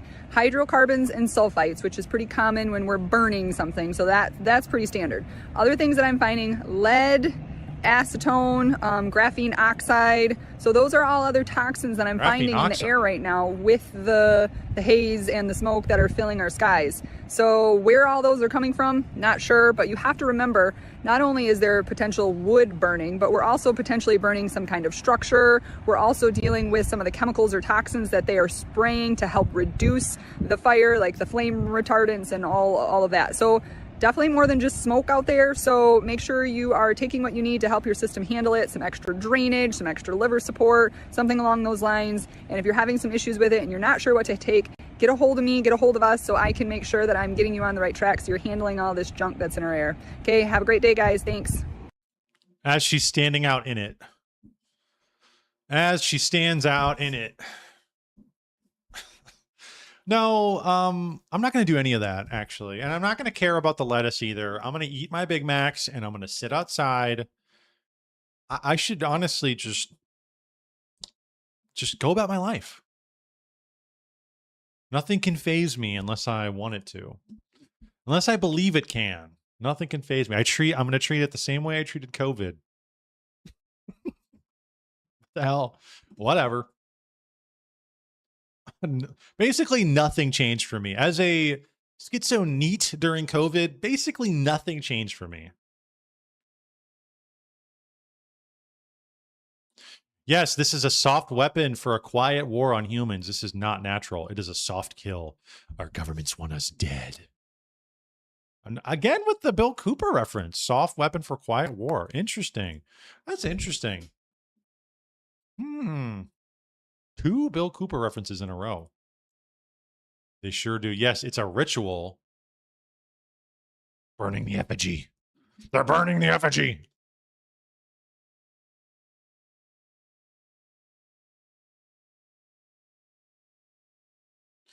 I'm in Ohio and it smells like hickory smoke plastic. Here you got your hickory smoked plastics. Delicious. Really, really gives you that smoky flavor on your barbecue. The news said Fox 2 said the air quality shouldn't be a health risk. I give up. Interesting. Because this is exactly what the caller was saying, was that people are acting like, don't worry about it. Don't worry about it. Don't you fucking worry about it.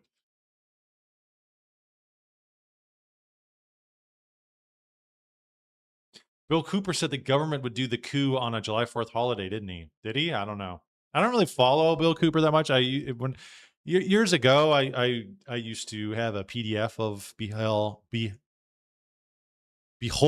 a Pale Horse. I was trying to get my, it's like, Behold a Pale Horse. I used to read parts of that. I had a PDF of it, but I can't remember like any of that shit.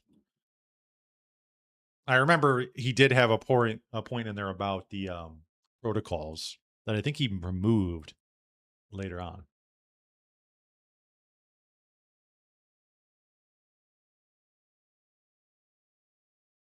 Evil humans are starting these. Oh, people in America catch a paid climate change activist in process of starting climate change.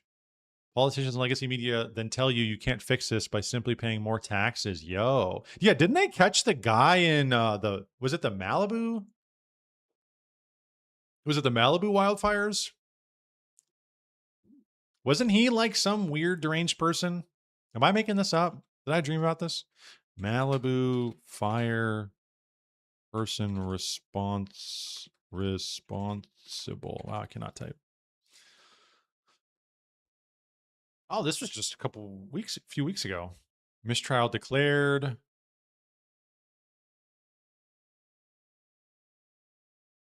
The man accused of studying what eventually became the Palisades fire.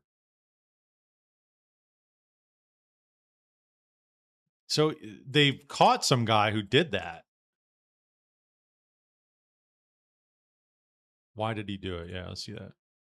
Driven by revenge, anger, and loneliness, accused Palisades fire arsonist Jonathan Rinderknecht ignited a small brush fire around midnight on New Year's Eve 2025 at a remote deserted area adjacent to Pacific Palisades. Wow. He had nowhere to go for the holiday. Aw.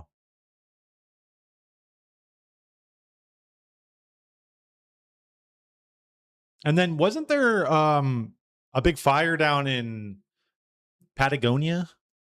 Wasn't that started by, didn't they say it was like Israeli tourists or something like that? Or am I making that up too? I don't know, but are people starting these? Is that where these are coming from? What the fuck? This dude just started the fucking fire. You started that fire. There's a fire. Because they don't think it's that. Hey, this guy just set that fire. It's up. You started that fire? No. You just came from over there. We just saw you. You're right. Why are you accusing him? Oh. Yeah. You admitted it. There's a warrant for the murder, right? I don't care what you do. These are houses. What? What the fuck? You need to be hospitalized. You are going to be fined and hospitalized.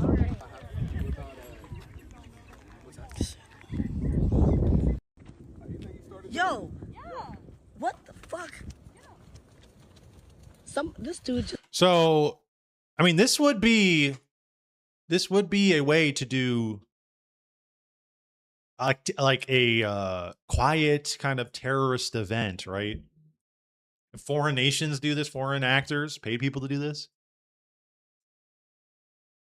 And a lot, I mean, I wonder how many of them have been started by people that they never caught. Because like that's probably pretty hard to figure out who caught. I mean, other than, you know, obviously this guy, they caught him on camera doing it and he admitted to it. But like, I'm surprised they ever caught the guy who did the Palisades fire. I mean, that's crazy. How can they even prove that? That's really hard to prove. And you just get you get a foreign actor who walks across the southern border and then starting fires, or a gang of them, right? Right there. It's like trauma. It's what do they call that? Asymmetrical warfare. China or whoever, Israel, I don't even know. Our own government, I don't really know. They're just sitting there talking to him, call the cops. I think they are. I think they're going to beat him up first.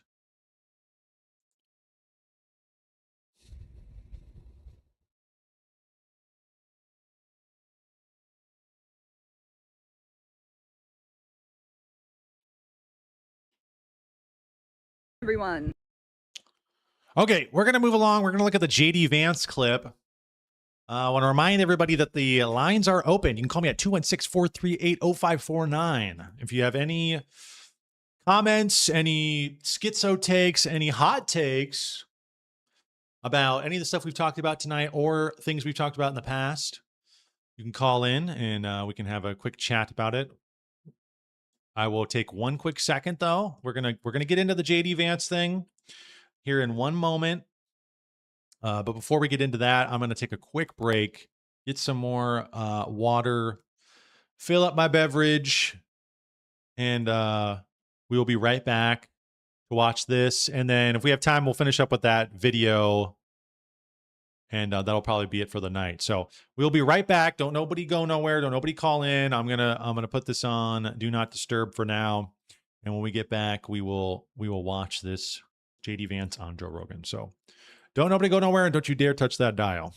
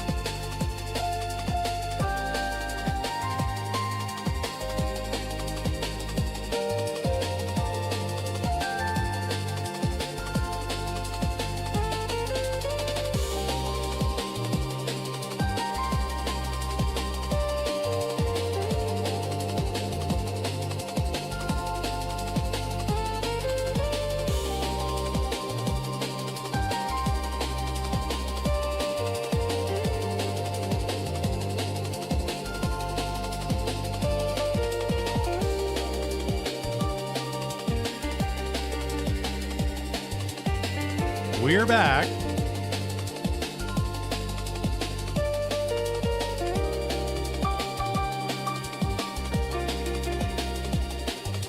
Lines are open. Call me at 216-438-0549. Give me your takes on the wildfires. Give me your thoughts on the diarrhea foot lettuce. The Taco Bell foot lettuce. Number 15. Number 15. Number 15. Taco Bell foot lettuce. Taco Bell butt lettuce. let's pull that up. Let's pull it up real quick. Burger King foot lettuce. Number 15. Burger King foot lettuce. The last thing you'd want in your Burger King burger is someone's foot fungus. But as it turns out, that might be what you get. Taco Bell foot lettuce. The last thing you'd want in your Taco Bell taco is diarrhea. But that might just be what you get. Oh, man. If you want to talk about that, we can talk about that. If you want to talk about any of the other stuff we have going on for tonight, we talked a little about Trump and the corruption going on with his Truth Social platform. We could chat about that. We could talk about JD Vance, which we're about to get into right now. We could talk about Epstein, or any of the things we talked about on this channel: technocracy, AI, religion of the future, anything. We can absolutely chat, but we got to keep it on topic, or at least relatively tangentially on topic. Can't be something too crazy that nobody knows about and I don't know about, because that's not going to be much of a conversation. You're not going to talk to me about theoretical physics or some shit, unless you can present it in a certain way. Maybe you can, but depends. And obviously, nothing that is TOS, please. Nothing that's TOS. No slurs. No threats. None of that stuff. Keep it kosher. Okay, we're on YouTube still. All right. But yes, you can call in at 216-438-0549. Lines are open. So let's take a look at this. JD Vance was on Joe Rogan, and they got into the Epstein files. Now, I'm pretty sure Joe Rogan is a paid operative of sorts. I think this whole apparatus they have set up, I think Joe Rogan, Tucker Carlson, I think even Theo Vaughn, all these people that you see at the UFC events with Trump, all these people, I think, are in this kind of media apparatus that are essentially there to shill for Trump, or at the very least, maybe not outright shill for him, but they do this. This is kind of how the media apparatus operates nowadays, is that with podcasts, it's not about directly telling you something. It's kind of about assuaging, any concerns you might have. And so when JD Vance comes on, well, we got to talk about, you don't think ahead of time he talks to him about what he's going to say. Here's what we're going to talk about. Here's what we're going to say. What's going to be your response? And, they probably go through it. I'm going to ask you these things. This is how it's going to go. And so, and it's kind of this more pernicious form of propaganda, because somebody just telling you something outright, I think, is much more noticeable. It's much more easy to discern. But this type of propaganda, where it's this passive thing where we're just having a conversation. We're just having a conversation, and the viewer kind of embodies the like Joe Rogan or the interviewer. They kind of embody them, especially when it's a question that we all have. We all want to know what's going on with the Epstein files. Well, don't worry. Joe is going to embody that for you, and he's going to ask him all the burning questions you have. Play this kind of like monkey see, monkey do type thing, where it's like you feel like you're in the room with them. You feel like you're asking the questions. And then he's going to give his response, and that will be sufficient for Joe. So therefore, it's sufficient for you, right? Right, people?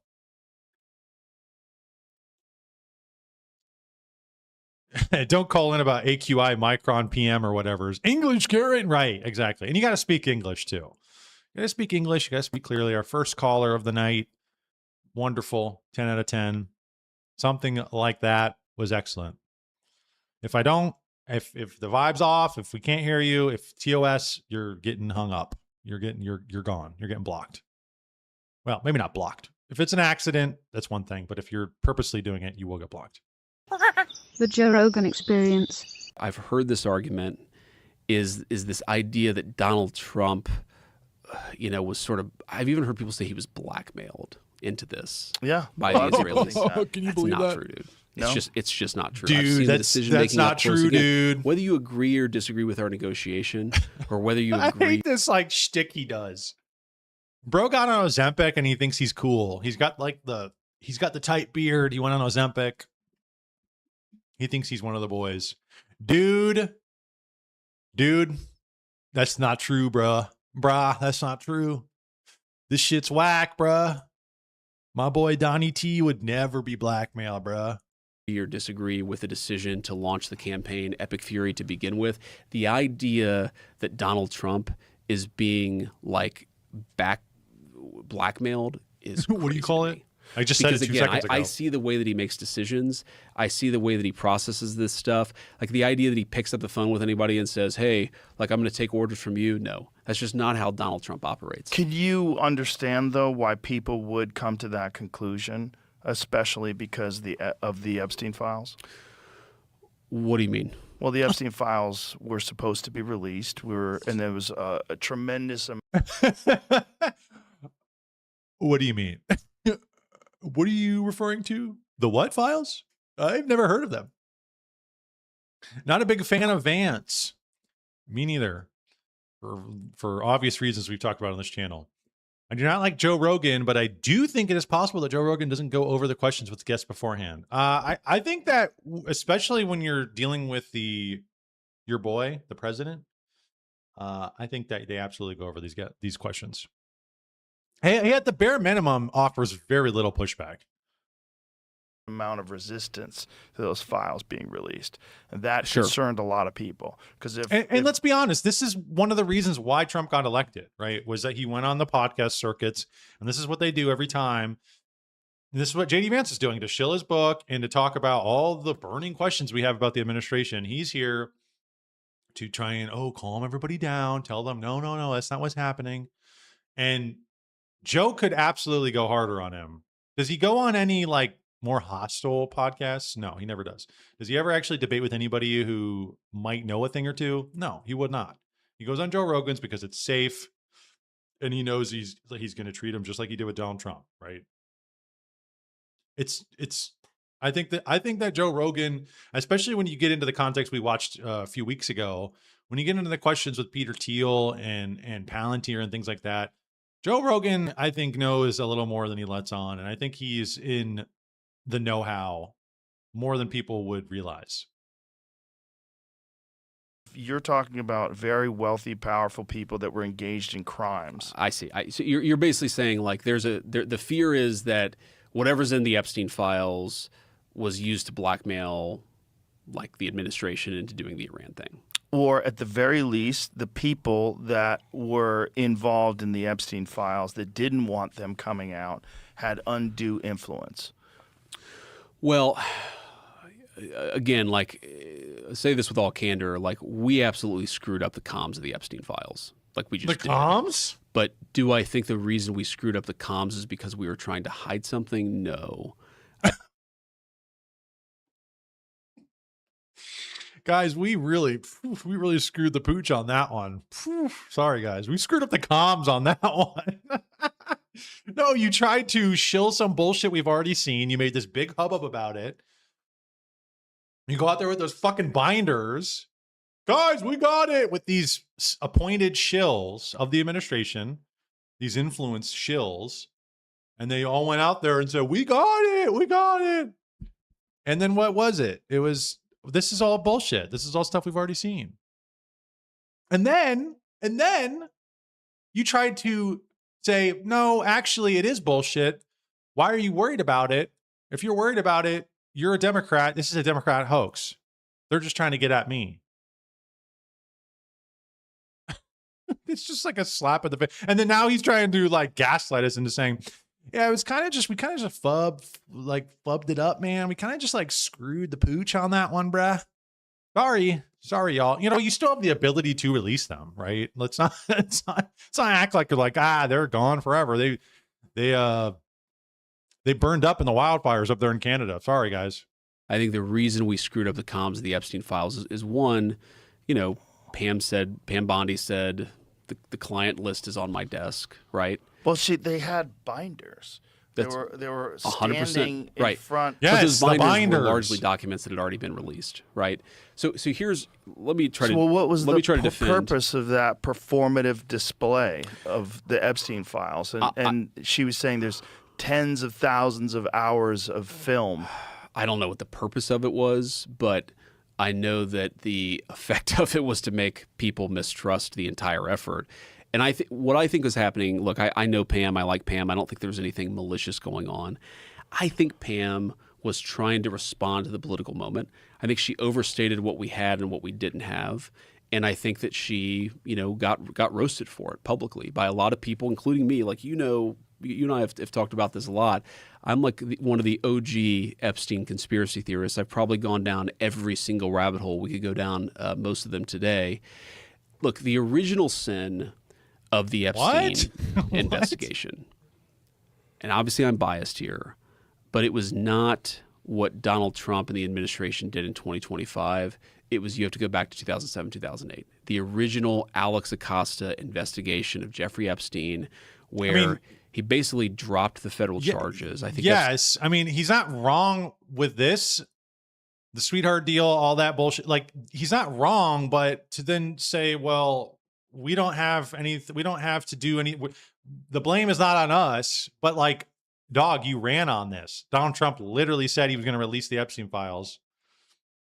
He talked all this game about draining the swamp for years. And when we're saying, hey, this might be, maybe it's not the, be all end all, but this might be a legitimate piece of evidence at pushing us towards maybe a swamp drainage. And then you're saying, yeah, we have the ability to do that, but yeah, we kind of just like screwed up the communications on it. And we didn't really maybe we shouldn't have. And really, it's not our fault. It's those guys' fault. It's like, what? When you, Jacob, get famous and can influence people, might you not try to help someone look good if you liked him and want to see him get elected? I do think Rogan, Tucker, et cetera, like JD, and think he would make a good president. Listen, I'm not saying that people don't shill the people that they like. That obviously happens. Everybody does that. If you like a person, you're going to say, yes, I like them.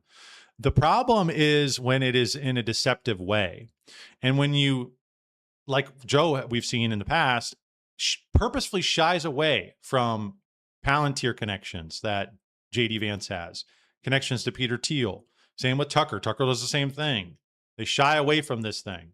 And when you look at JD Vance and his history and how he got to where he is, changed his name a bunch. He's lying about who he is. He's writing all this. Then he's getting shoehorned into the Senate at the behest of Peter Thiel with the largest single donation. And then we have this assassination attempt, I should say. And 2 days after that, he's the vice president, and now he's on track to be president. And it's like, doesn't that give people a pause?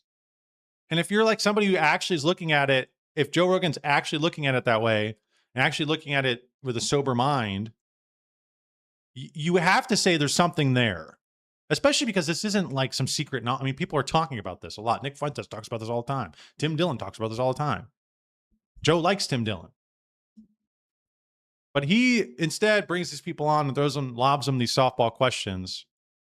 To me, it's like, I don't know, man. I think this is, if he does like him, what is it that you like about him, Joe? Because he never talks about the things that we're concerned about. When it talks about AI and data centers and all this stuff, and him being shoehorned in there to be the next president, like, this is kind of weird, man. And when you see who Peter Thiel's connected to, all the technocrats, you're like, this is a little strange. Can we talk about this?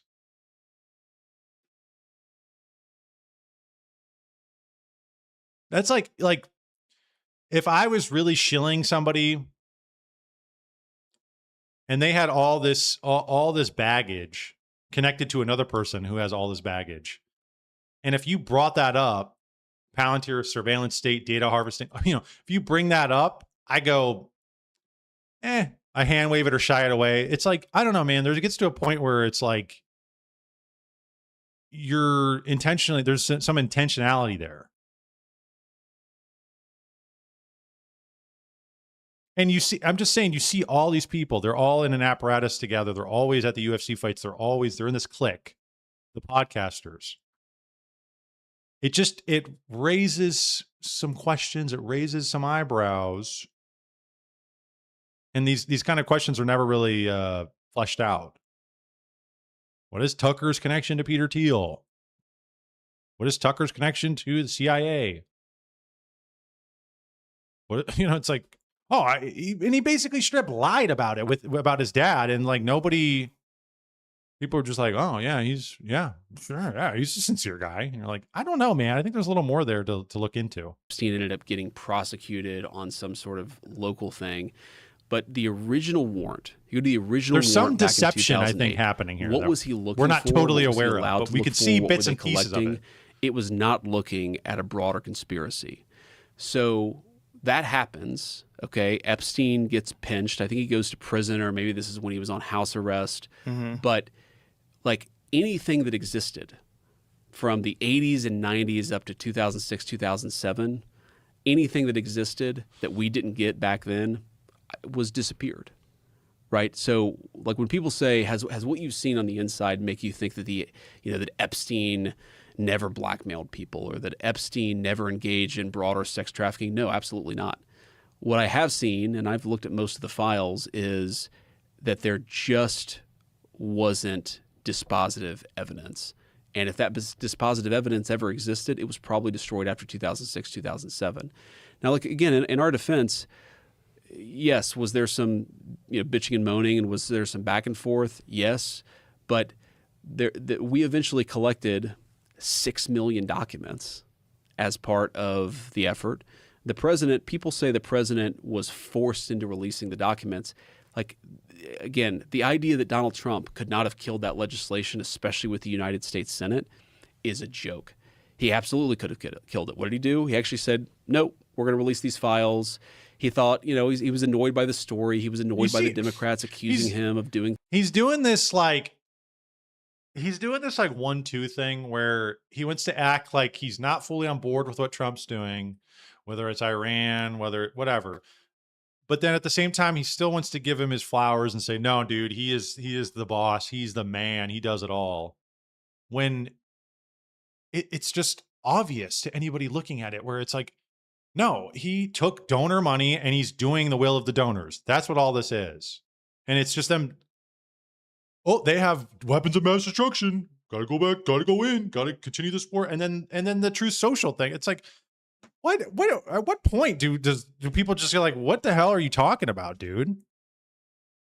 But JD Vance wants to pivot himself for 2028 because he wants he's gunning for the presidency, and he's going to be the front runner. Him and Rubio are going to be the front runners, and maybe there'll be a dark horse. Maybe it'll be Tucker. I don't know. But he knows that public opinion has turned on Trump. He knows that. At least for people, I think probably 45 and younger. A lot of us are like, what?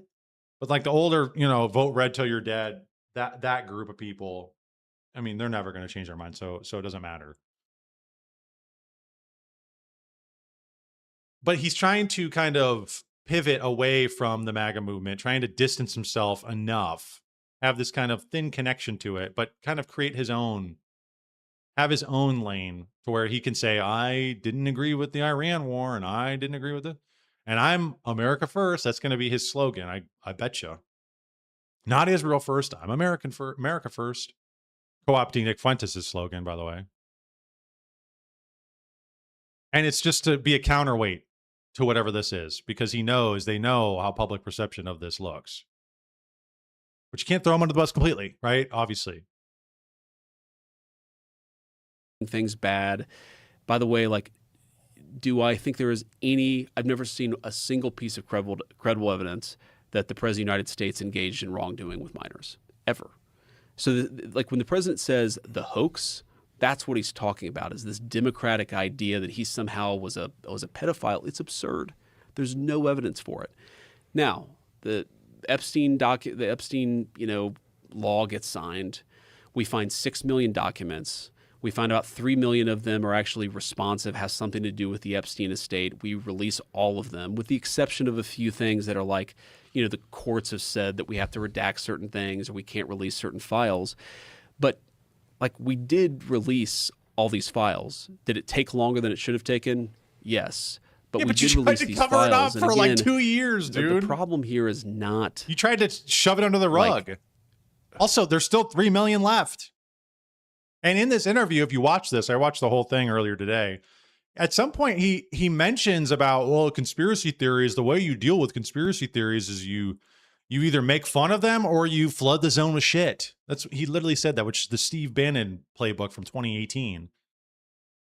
And it's like, what did they do with these Epstein files? Like, they dumped these out, and they did the same thing with the UAP files. It's like they dump these out and they include every little crazy thing about Epstein.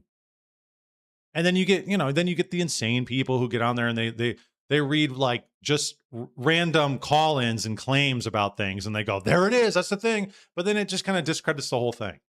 It starts to discredit the whole thing. And it's like, that's what that is, I think. You're including these other crazy things in there, and then you're redacting the things you want to redact.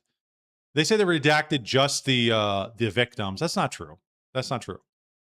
But they do this to obfuscate and to get the crazies to water down the message and make it seem like, oh, this is actually something crazy, which I've heard from people, which then people like Michael Tracy, people I know personally, like, they're like, oh yeah, this is just a bunch of crazy hooey. And it's like, I don't think it is, man. I think there's a little more to it than that, but they're, like he said, flooding the zone with shit. Anything that's in the files or not in the files. He admitted that. They tried to make it seem like it's a Democrat hoax. Okay, that didn't work. Okay, we'll just release all this crazy shit attached to it, and people will leech onto this. If you go back to the original investigation, it was designed in a way that was way too narrow. Gaslighting, yeah. If there was a broader conspiracy, and my view is that there probably was, the evidence that existed in 2007, that was the opportunity to get So it. when you say there probably was a broader that conspiracy, was when it was exactly that was when it was to I think get there are a few different options. I mean, look, man, I like you and I could literally do 2 episodes about this. I've gone on down to every rabbit hole. There's this funny New York Times story that's somewhat true, somewhat false, but where Susie Wiles, the White House chief of staff, says, well, we know JD's a conspiracy theorist on this. Like, I am, actually. I've gone down every rabbit hole here. Look, so there's the theory that whether it was American intel or foreign intel, that Epstein was sort of using sort of the sex ring to blackmail rich and powerful people. There's that piece of it. I think there's a separate conspiracy that hasn't gotten covered as much, which is that Epstein actually, okay, if you go back to the original Epstein guy was Les Wexner, okay, who Columbus, Ohio, was the wealthiest person in Ohio, maybe still is the wealthiest person in the state of Ohio. The thing that everybody in Columbus, I lived there for a time, knew about the Wexner-Epstein relationship is that Epstein was his tax guy. That Epstein was like the genius at identifying weird tax strategies that would allow you to not have to pay taxes, but if you were being a little skeptical, would also say that it would allow Epstein to either blackmail people or to have a separate nexus of influence and control on rich and powerful people. And so I think there's an underreported, underexplored story of was Epstein like doing a lot of tax stuff that was not on the up and up, and is that one way in which he gained blackmail? It's not opposite of the sexual blackmail story, but in some ways it's addition. You could imagine both things being true.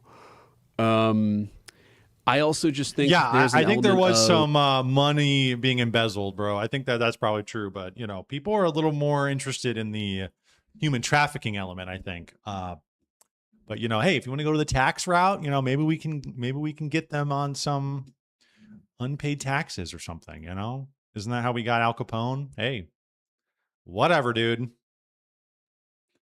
But, you know, he says, oh, is this a broader conspiracy? I mean, didn't he just kind of admitted, I think that is kind of part of it. Control on rich and powerful people. And so blackmail people.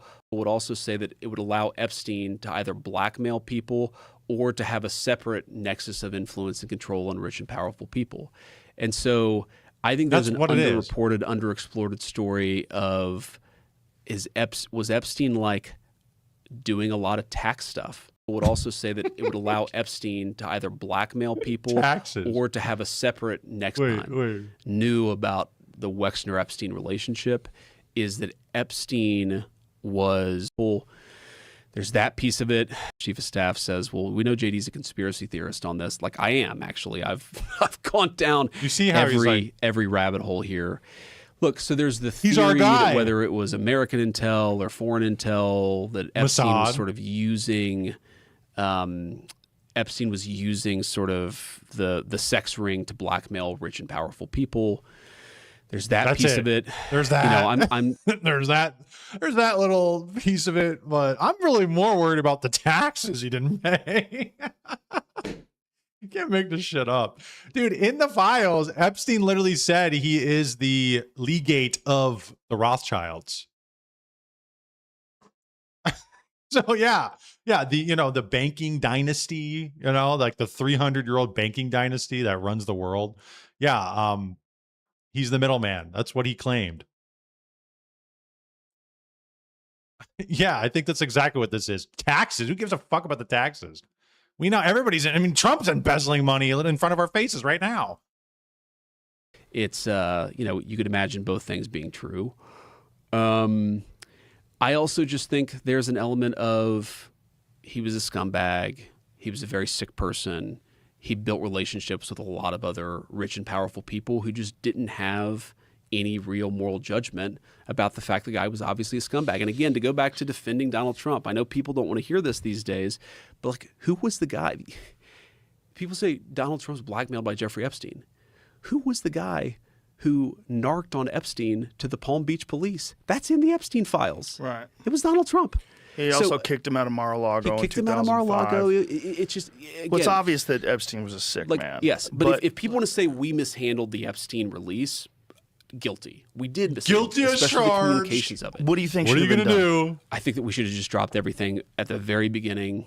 And obviously it takes a little time to review the stuff, to find the stuff, to redact things where you have victims and so forth. But we should have just done it as quickly as possible. But some of the stuff that was redacted, it's still out there. Half of it's still not released. So yeah, I've yes, exactly. What did you say right there? We should have just done it as quickly as possible. But some of the stuff that was redacted, some of the names that were redacted weren't victims. Yes, thank you. So there you go. Yeah, I've looked into this, and my understanding of this, having looked at a lot of this but not all of it, is that it is sometimes hard to draw a distinction between victim and co-conspirator. And let me highlight this in a very sort of obvious way. Ro Khanna, who's been one of the loudest voices on the Epstein file. Well, he became very loud on the Epstein files the minute Donald Trump became president. Yes, the raped becomes the raper. During the Biden administration. We know. He actually brought Bud. one of the Epstein victims, I think, to the State of the Union last year, or maybe it was the year before last. Well, that victim, and I'm not saying she wasn't a victim. I don't know anything about her particular case. She was also listed as a co-conspirator in some of these documents. Right, so there's an idea that some of the people who were engaged. Why was he a sick person? I thought he didn't do any trafficking. Right. It's just tax stuff, right? In the sex trafficking were also, facilitating. Right, isn't that? So didn't they claim that? They were like, wasn't that one of the things they threw out there? Where it wasn't underage women, wasn't that? Or am I making that up? I don't know. Incentivized to get more girls. Yeah, but yes, that's right. Yeah, but Les the Wexner idea basically supplied him with women. It's sometimes a little bit of a gray area between some of the people who were alleged victims were also alleged co-conspirators, and so what DOJ tried to do was kind of make that judgment as best they could and release as much as possible. But it's clear that he was trying to get in contact with people that he felt were influential. It was clear that he was trying to get people to get together on the island and meet at parties. So there was something he was doing where he was trying to either influence people or compromise people. Correct. So it's not. There's some sort of an operation that was going on. There's a story, and the thing is that sexpionage is like a legit thing. Like Russia does this. I think this is what Israel's version of it is to blackmail America. I think there was. I was reading about England did this. Britain did this. In China, they set up brothels. I believe it was England who did this. And they would basically, they would have the prostitutes would be a intelligence network. Now we're doing it's intelligence network, but it's also blackmail because you can record it. I think that was like in the 20th century or something. I'll have to double check that, but I'm pretty sure I was reading about that. England did that in China. I thought Trump said avoiding taxes makes me smart. Exactly. It's coming back to bite him in the ass. Story there, and I will go to my deathbed believing there's a story there, but I can't prove it, and I promise you, there's not some. But sexpionage, yes, sexpionage is one of the ways. As I was just saying, sexpionage is one of the ways that these intelligence communities can gather information and coerce people into doing what they want. Right? Is the Rice method. Right, it's reward, it's ideology, it's coercion, and ego. Those are the four ways that the intelligence communities get people to do what they want. Coercion. That at least I'm hiding that allows us to prove exactly what was going on and how. He was also trying to get scientists, and this is one of the reasons supposedly 100%. why he got that ranch in New Mexico. So a friend of mine has this element. Okay, sorry, I should step back. Conspiracy theories. One of the ways you discredit a conspiracy theory, I've thought about this a lot, is to try to hide it. Here it is. Another way you discredit a conspiracy theory is by flooding the zone. Flooding the zone with shit. So one of the things I've tried to do when looking at all this stuff is to try to understand sort of where it fits in and to, try to separate the real from the fake. But one really interesting element of the whole Jeffrey Epstein saga. Okay, so he dies in 2019, right? This is at the very end of the first Trump administration. His death coincides very, very closely. This is not my observation. This is a friend, but I don't want to, reveal confidences here. It coincides very closely with the end of what you might call the era of censorship in academia. So back in 2019, 2020, we reached sort of peak academic censorship, where people wouldn't publish a medical study because it might have sort of disparate impact racial undertones. Or people were getting fired from academia for not doing land acknowledgments, stuff like that, okay? I'm not saying that stuff has completely gone away, but Epstein, we know, was funding a ton of scientists. By the way, where did his money come from? He was funding a ton of scientists, but like when he died, it's almost like the era of censorship started to break. Because he was also plugged into a lot of, in academia, but also, he's plugged into the social media companies. Like, this is a dude who knew everybody. He knew everybody. So, look. So where did his money come from? Well, from giving part of it is suspect tax advice and setting up tax schemes for a lot of very, very rich people. Right, but why was he motivated to influence academia, and what was the purpose? I don't know the answer to that question. I mean, I have theories. There's of course Well, most people think he was Mossad. Yeah, Mossad or CIA or some other deep state, whether in America or Israel or another country, or both. Look, was he clearly Lane's had connections father was Mossad, dude. The highest levels of American intelligence. He clearly had connections to the highest levels of Israeli intelligence. In fact, one of the interesting things the Epstein saga reveals about, and I try to make this point, is one of the reasons why I'm always careful. And I say there are some elements within the Israeli government who don't like our peace process, because there are a lot of elements within the Israeli government that actually do like our peace process. They recognize that this indefinite campaign is not good for them either. This is another tactic I've seen them play, is that it's not about the Israeli government or AIPAC or all the lobbying that goes to the Zionist influences. Oh, no, it's not that. It's who's in office right now.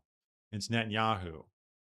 But the thing is that there was audio recording previous to Netanyahu, Ehud Barak talking with Epstein about Palantir and Peter Thiel and trying to get ahead of the curve on the new boys on the block, as they put it. So this isn't, they're going to try and dissect this and cut this up to say it's like he just said, the deep state in Israel and the current government, they're doing some crazy stuff. But it's like, no, dude, this has been going on for a long time, man. And it's been going on. I mean, it's been going on since prior to the creation of Israel. But when the creation of Israel happened, how did Israel get the means to expand, to grow? I mean, they started off by being terrorists. Okay. That's how this started. Like the King David Hotel bombing, right? That's like, so it's like they're not, you think if they're willing to do stuff like that, the Stern Gang and all them, if they're willing to do that kind of stuff, this is like not even close to that. Okay. This is like not even close to that. Let's look that up.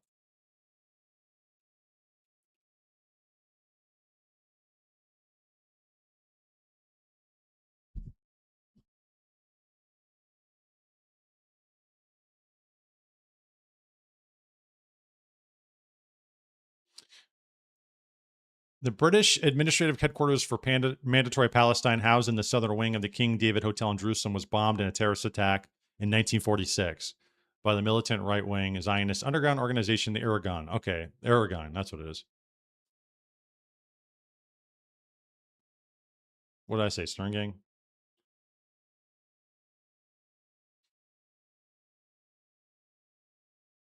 During the Jewish insurgency, 91 people of various nationalities were killed, including Arabs, Britons, and Jews, and 46 were injured.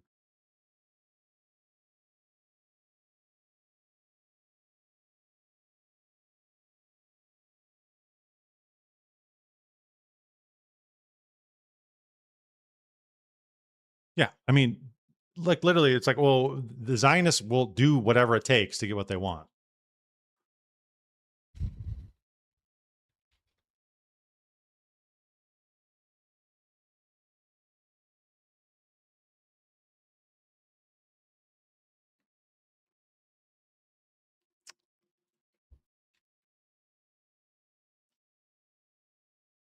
The Irgun and the Stern Gang were both militant Jewish underground groups that fought to create a Jewish state in British-controlled Palestine. I mean, this is how they manufactured Israel.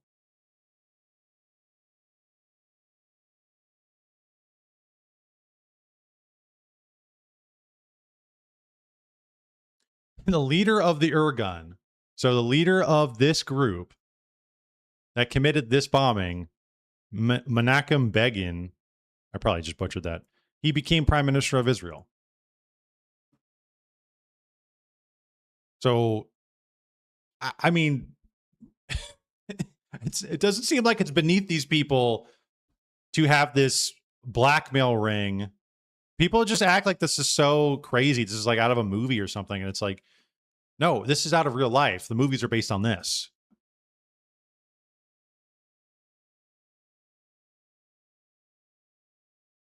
And the Epstein thing is interesting because as much as I know, Prime Minister Netanyahu, not a particularly popular person in the United States of America right now. It's just like warring gangs. Epstein seemed to be connected to the elements of the Israeli deep state that were left of center. Like I've always found that fascinating. It wasn't like he was super connected to the right of center of Israeli politics. America, he was connected across the board. Like he had Republican friends, he had Democratic friends. He had much deeper connections. Because both sides are pro-Zionist. Left of center than right of center. I don't know what that means. He was hanging out with Steve Bannon and Noam Chomsky. Exactly. He had, again, in America, he had friends across the political spectrum in a way he didn't necessarily have in Israel. That is interesting. I mean, because I don't know how that, I mean, I wonder if there's some other standard by which he would choose to go after the left of center politicians and people in Israel But in America, it was maybe it was a more basic standard. It was like, hey, are you pro-Israeli? And then he just goes after whoever is pro-Zionist.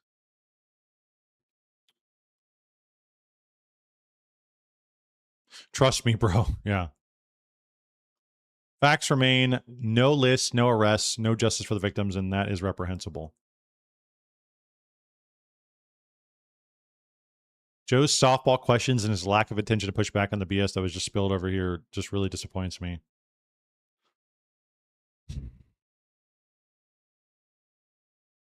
We handled it wrong, but we'll also continue to not handle it correctly or even address it again. Yeah, exactly. We got this other thing we got to worry about, which is basically doing the bidding of these people in the Middle East. And that's what we got to focus on.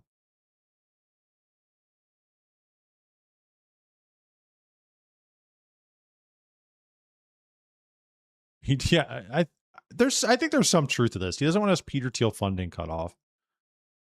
I think that these people there's just been like an apparatus of people that have been co-opted by the deep state. They use the Rice technique. They're paying them or they're threatening them, and that they're there to just play this kind of role.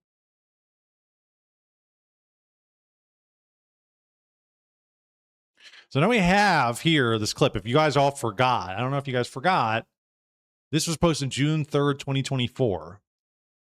So 5 months before the election. So if you were president, would you declassify, you can answer yes or no to these. Yeah. Would you declassify the 9/11 files? Yeah. Would you declassify JFK files? Yeah. Would I you, did. I did a lot of it. Would you declassify the Epstein files? Yeah. Yeah, I would. So there you go. All right. So when are the rest of them coming out? When are the other 3 million unredacted files coming out? Probably, what are we thinking? We thinking mid 2027? If at all?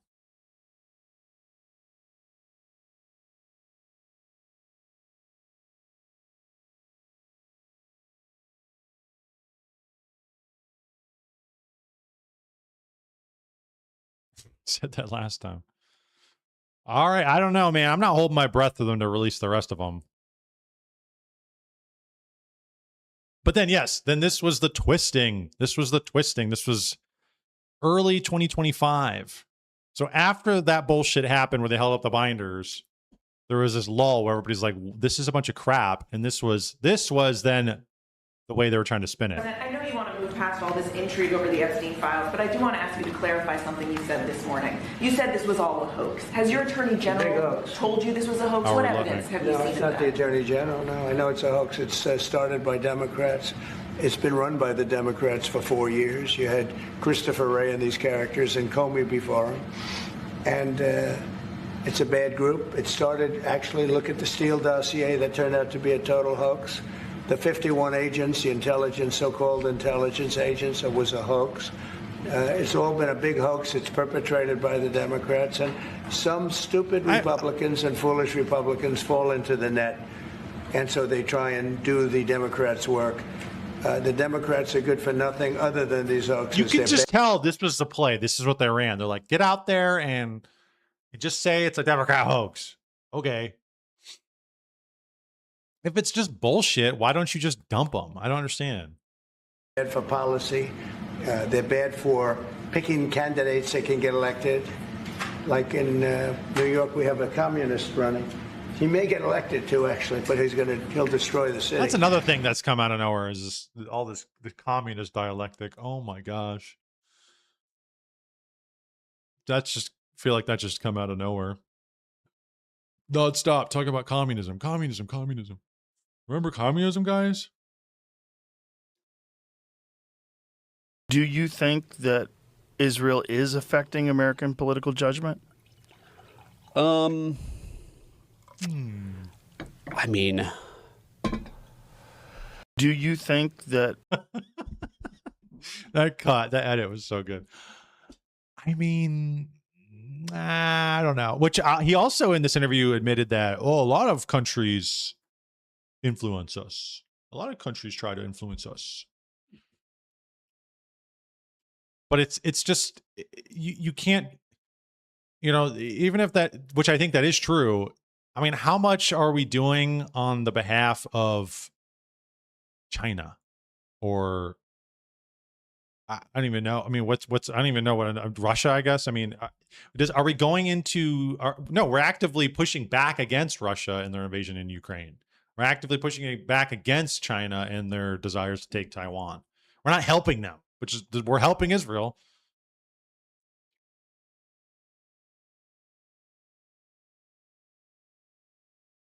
He got so nervous he poured a cup, yeah.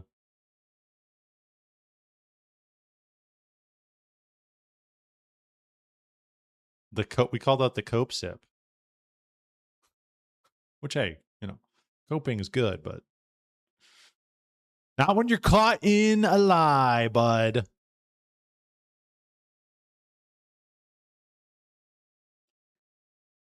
We got this monologue from Nick. I love his, it's like his wheelhouse. I love his JD Vance takes. I love hearing him just go off on this guy. Calls him a fat loser and all that shit. It's so funny. So I'm sure many of you guys have seen it and you've heard about it. JD Vance was on Joe Rogan for a 3-hour interview. Honestly, I just can't stand this person. Yes, dude. Yes, and so much of what they talked about was also aliens. He was talking about, I'll release them. I'll release them. I haven't looked through them all and I haven't gotten to it yet, but I'll release them. It's like, dude, nobody gives a fuck, dude. So let me just say at the outset, I'm not objective at all because I just can't stand this guy.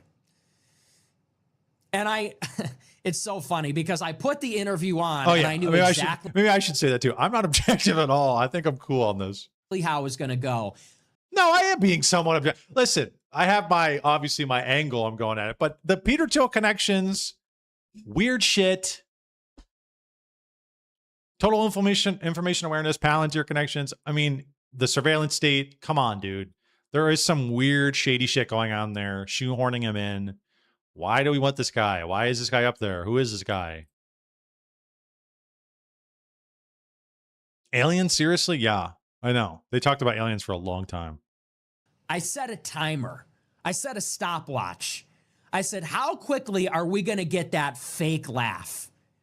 How soon into the interview are we going to get JD Vance doing his fake laugh at something that isn't even funny? Joe Rogan is going to say, all right, we're here for the interview. And JD Vance is going to be like, I was like, literally, how long is it going to take to get that? 15 seconds. 15 seconds into the interview. It was literally like, all right, so we're doing this thing. So, Mr. Vice President, hey, Joe. It's like he didn't say anything funny. He hasn't said anything yet. You got to wait until they say something funny to laugh, JD. You got to wait until he says something funny. Then you laugh. Back to the drawing board. The other thing I can't do is the relatability shtick. He's always got to throw something out there. And he swears, too, and it doesn't even sound natural, man. Like, bro, he's a level 1 cursor. He's a level 1 swearer, okay? He just seems like he just throws it out there. It's bullshit. Guys, it's some straight up bullshit. I'm one of you guys. In the first 2 minutes to make him sound relatable. So they're talking about the UFC fight on the White House lawn. Oh, yeah. And that's their common ground. They're going to rap about that. Vance is at the West Wing. Joe Rogan is a UFC guy. They had the UFC fight. I skipped over this part. I didn't give a fuck about it in the interview. And so Vance says, I got to tell you, Joe, the only thing I was concerned about is with every delay from the weather, I had to go and promote my book the next day. I was thinking, I'm not going to be able to get to bed until 4 a.m. Shit. I'm not going to get any sleep. And it's like, bro, just shut the fuck up. Just shut the fuck up and just do the interview. Joe, the one thing I was concerned about is I'm not going to get any sleep tonight. Isn't that? Oh my gosh, that's so relatable. Oh my gosh. I felt the same way. Me watching at home, I felt the same way. I thought, what time am I going to get to bed? It's like that with everything. It's always doing this relatability, and it's always the swear words. Yes, thank you. They're always saying all this bullshit about me. I'm like, what the hell?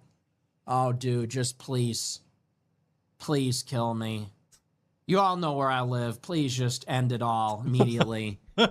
So anyway, so I'm not objective. I am biased. I don't like this guy. I don't like him. I don't like his personality. I don't like his fake laugh. I don't like the personality thing. Anyway. The cut of his jib. Nick making it harder to not believe he's a PSYOP pawn. Okay. Here's the thing, because this actually makes me think Nick is not a PSYOP. Because of his stance on JD, because this is how, and this is also how I'm picking out other people too.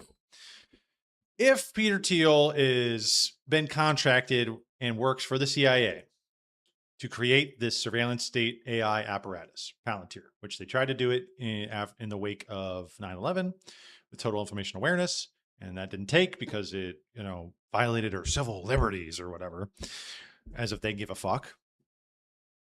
If he's connected to that, and a host of other people, right, of the AI technocrat crowd, which is in bed with the CIA.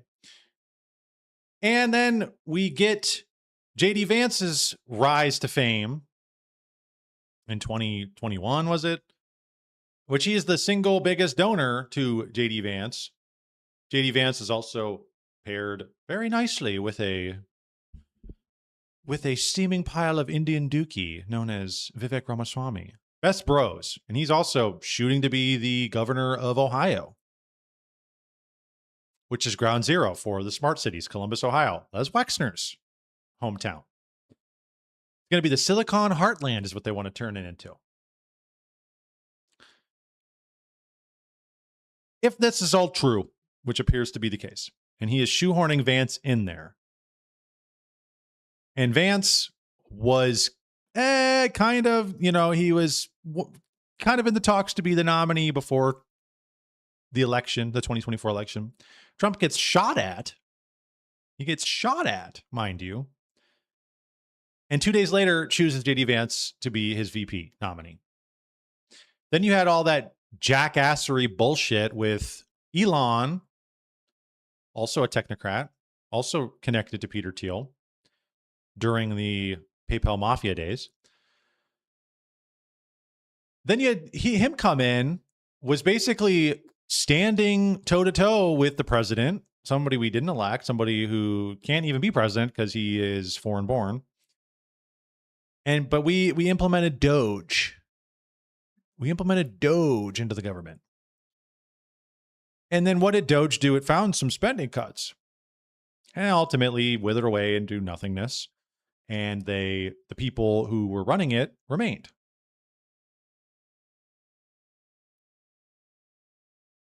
Now we're seeing all these contracts for Palantir. We're seeing the AI race continue to shape up. We're seeing Palantir being used in Gaza to murder children. And the people who I notice, I think that cannot be overlooked. You cannot overlook that. You cannot overlook these CIA connections. You cannot overlook Palantir and its rise to prominence in our government. You cannot overlook it being used in the Middle East. And it's easy to see this connection, this 1 to 2 to 3, this shoehorning in of this guy who's probably going to usher in more of Palantir, more of the surveillance state, more of the technocracy if he becomes president. I mean, it's already happening, but it's going to be even more, it's going to be pedal to the metal.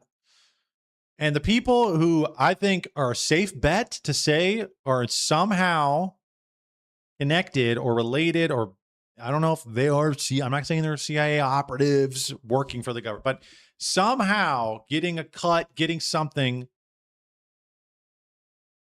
are the people who shill for JD Vance. That's what I think is a safe bet to say, okay, that person, you can mark them out. Now, that doesn't mean that the people who don't shill for JD Vance aren't also potentially something. But I see these people and I'm like, how can you overlook this stuff, dude? How can you overlook technocracy? How can you overlook Peter Thiel and his connections to JD Vance and you're out there shilling him? I mean, it's just not. You can't just say, well, maybe they don't know, because it's out there, man. It's out there and everybody talks about it. Nick talks about it all the time. So I just say, if you are somebody who's hardcore shilling for him and you are pushing for him in 2028, I think that's a good one to cross off the list. Hey, maybe there's somebody, maybe there is somebody out there who's living under a fucking rock and they do just, hey, I just like the guy. He's just like me. Maybe you have that, but listen, those are casualties. Those are going to be casualties. I'm sorry. Some of you may die, and that's a sacrifice I'm willing to make. I don't need to watch you people. I don't need to listen I'm sure to you shilling this guy.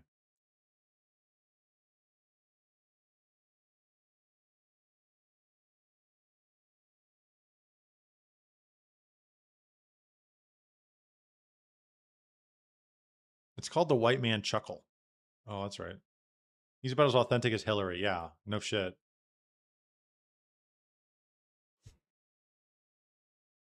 Okay, so then now here's another interesting element to this. Okay, so if you recall what I just said a little bit ago, that they're trying to create this counterweight to the MAGA movement that's sort of overlaps in its connection to it, but it's something different and something new.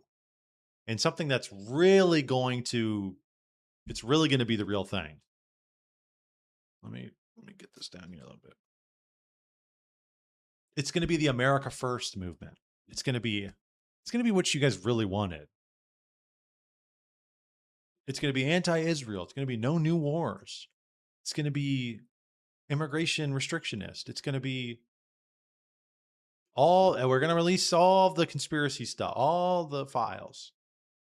That's what JD Vance is trying to pivot to, is kind of kiss Trump's ass and tell him he's the man. But at the same time, I totally disagree with his decisions here. He's not been pressured, though. He's not been pressured by anybody, but I disagree with him here. He's a smart guy. He's a pretty smart guy. And then 2028, America First, we'll see JD Vance. But we also see this interesting dynamic with Tucker here as well.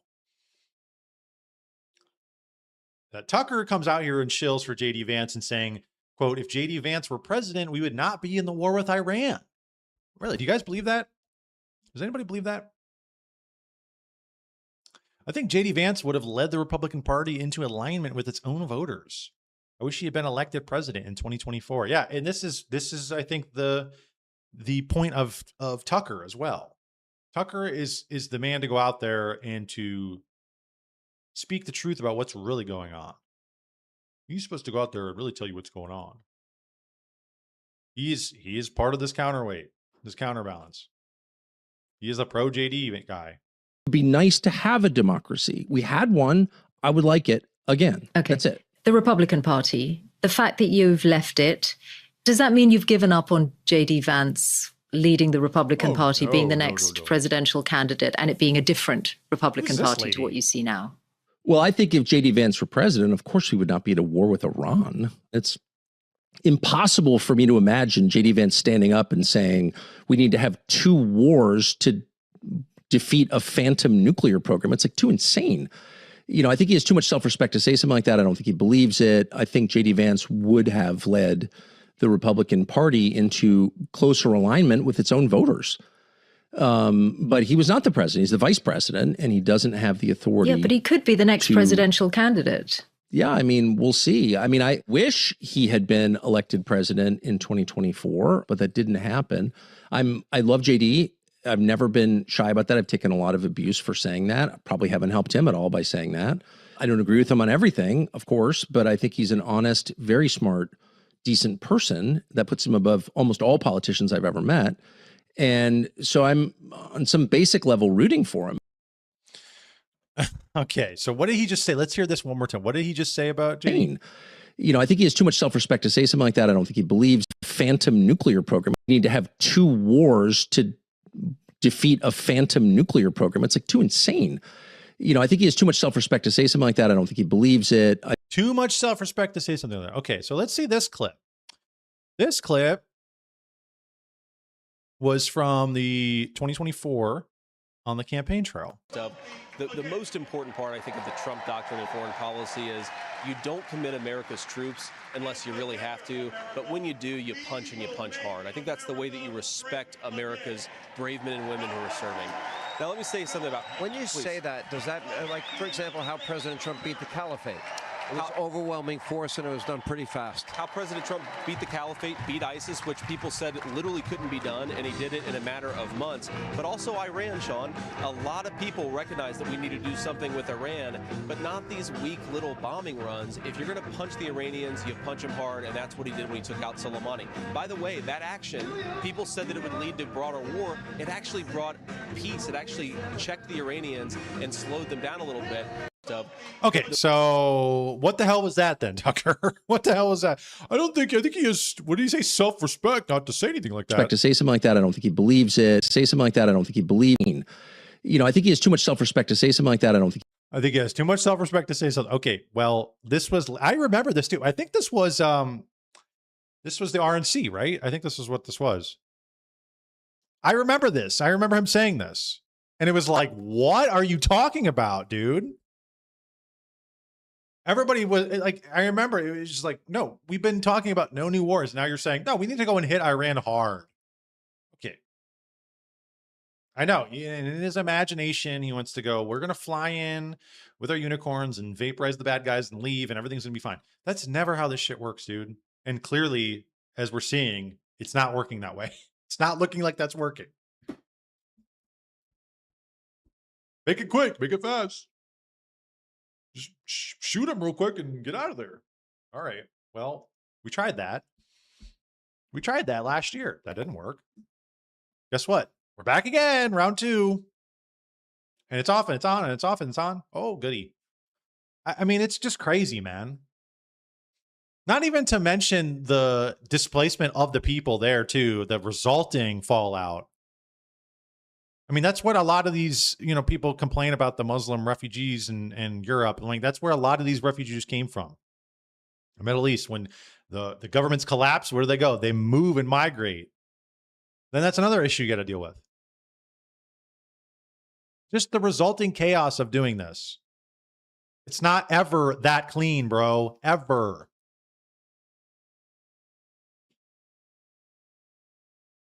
So absolute phony bullshit. Tucker's lying. Tucker's shilling for JD Vance. This is the fucking apparatus, man. This is the media apparatus to shill for JD Vance in 2028. And they're all trying to take this counter position to MAGA.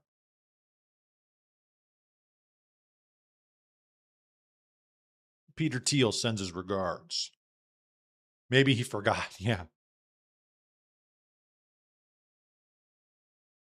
This is the one thing I fear about Tucker Carlson. Whatever his loyalty to Vance is, frightens me. He knows Peter Thiel groomed this creep. His Hindu marriage, fake Catholicism, his con man persona, his name changes. Yes, a Manchurian candidate to put the queer transhumanist on the throne, the Antichrist, which is why someone slick like JD Vance is dangerous. However, he is a very unlikable dude. I do not believe he has a prayer. I don't think so either. That's why I think Dick was actually talking about this not too long ago. I saw him in chat. Dick, if you want to call in and chat more about this theory you had, I think a while back you mentioned a potential dark horse, because I don't think JD Vance really has a snowball's chance in hell either, like this person said. But if there's somebody like a kind of pivot from, if they find out that too many people find any connection to MAGA to be, distasteful, or they don't want, view it with disdain, they might shift to another candidate. I don't even know. It might not even be a Republican. And this was Dick's idea, was that, we actually have to be scared of a dark horse on the Democrat side. That's what we need to watch out for. So there might be somebody who brings up the rear on the flank on the Democrat side, that they find out, okay, a lot of these people are pumping towards that area. That didn't sound right. A lot of the voters are pushing towards the Democrat side. So here's the person we're going to offer you. And they're going to be like a woke version of JD Vance. That's what I think people need to watch out for.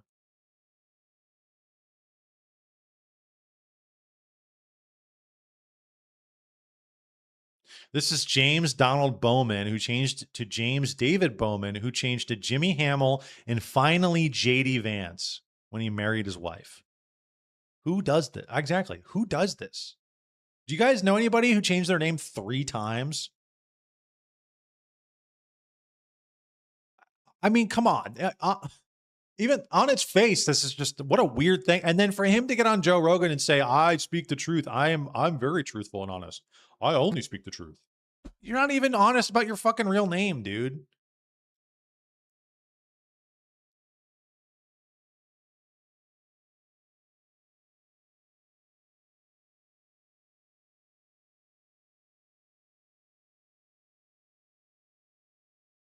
Yes. Didn't JD Vance say at the convention, we need to punch Iran hard? As we just showed. Yep. Some people have a memory. Our brains aren't completely fried by the popcorn TikTok brain, by the algorithm. Oh, there it is right there. Beautiful. We'll give that a like.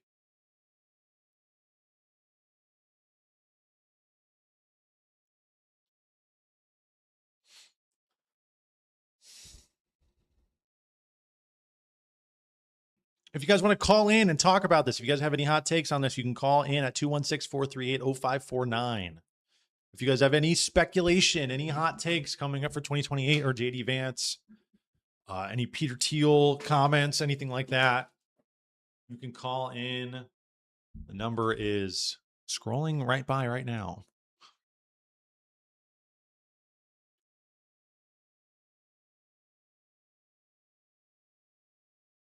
Why are you shilling so hard for JD Vance? Right.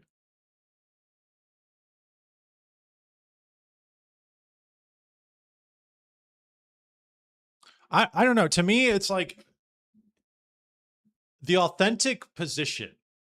To me, if Tucker is sincere in saying the MAGA movement betrayed us, how is it logical that that an authentic position would be, so let's just go with MAGA light. Let's just go with JD Vance. I feel like the authentic position would say, I'm done with the Republican Party, or I'm done with politics, which is kind of which is where I'm at. I'm like, I think this shit's a bunch of crap, man. I think it's just these groups and gangs of people who pay for their guy to get in office and shill their bullshit. None of it really had like this kind of, oh, well, he's going to do what we want. He's going to do it. They don't give a fuck about what we want, dude. And right now you have these 2 competing groups, I think, in the White House. Who has the most money? Who has the most money right now in Washington? The tech lobby and AIPAC. Those are 2 of the biggest lobbying groups in Washington. And of course, they're the ones who are getting all their shit accomplished.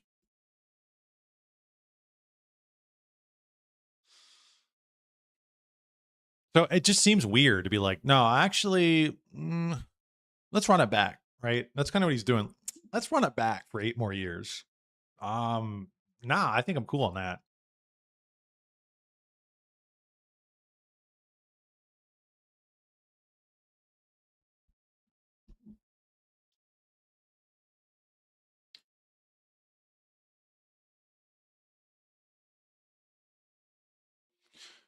Okay, I think we're going to check out this video. It kind of dovetails nicely into what we were just talking about. Technology. We're getting into the tech area. We're getting into the tech sector, everybody. So we watched this guy, Arthur Brooks, actually maybe a few months ago. He had this video that was titled "Why Being Bored is a Good Thing." And from what I remember, I'm trying to remember, I think he was saying something like the constant stimulation. I mean, and I think this is pretty obvious. The constant stimulation of the internet, the nonstop, and we've talked about it, doesn't allow you to actually grapple with the real world. Turns people into autistic freaks, but it also is frying your dopamine receptors, never giving you a sense, an ability to be able to think critically about what's at hand, because your brain is constantly in this like, zzz, it's always in this like overdrive. And being bored actually gives you time to think and reflect. But just constantly being bombarded with images and stimuli, I mean, that's like literally how they like torture people. Isn't that what they did in MK Ultra? Isn't that what they did in MK Ultra? They just show you nonstop flashing images. That's kind of what the internet is. But we watched him a while back, and I remember his video was pretty good. So we're going to check this one out and see what he has to say. Wait, what is going on with this?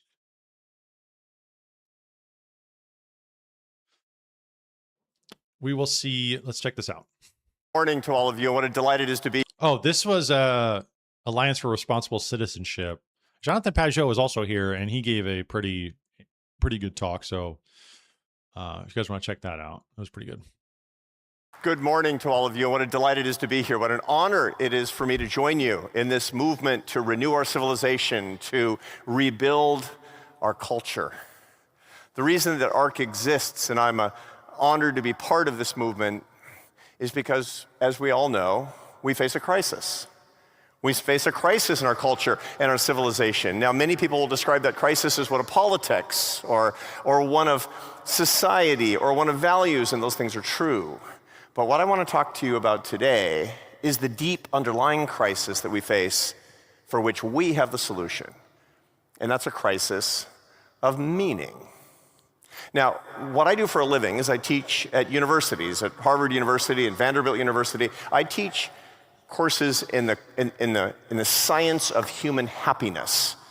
Now, that doesn't sound like a real thing, perhaps, to you, but in point of fact, it's the ultimate business school subject, because the business of life is love and happiness, and we need to know how to accumulate that scientifically. And that's what I talk about with my students. I've been teaching it for the past 7 years. Now, let me tell you something about the science of happiness. Let me define happiness. Happiness itself is a combination of enjoying your life, taking satisfaction in your accomplishments, but most importantly, knowing the meaning of your existence, the why of your life. For 7 years, I've been giving my students on the very first day of class a little quiz to see whether or not they know the meaning of their life, and I'm going to give it to you right now. Do you know the meaning of your life? You're going to know in 30 seconds. Now, I'm going to give you a 2-question quiz. Here's how you pass. You have answers. Here's how you fail. You say, those are questions I've never thought about before, or those questions don't have answers. Here we go. The meaning of your life, which I have been giving to my students for 7 years. Question number 1, why are you alive? Question number 2, and by the way, why are you alive? That might be who created you. It might be for what purpose? Question number 2, for what would you give your life? Why would you voluntarily die right now happily? Now, once again, if you have answers to these questions, good. But if you don't, that's a problem, because you'll be at loose ends. You won't know the meaning of your life. You'll be unhappy. Now, for the longest time, my students had answers to these questions. But what I started to find some years ago is that my students started to fail this exam.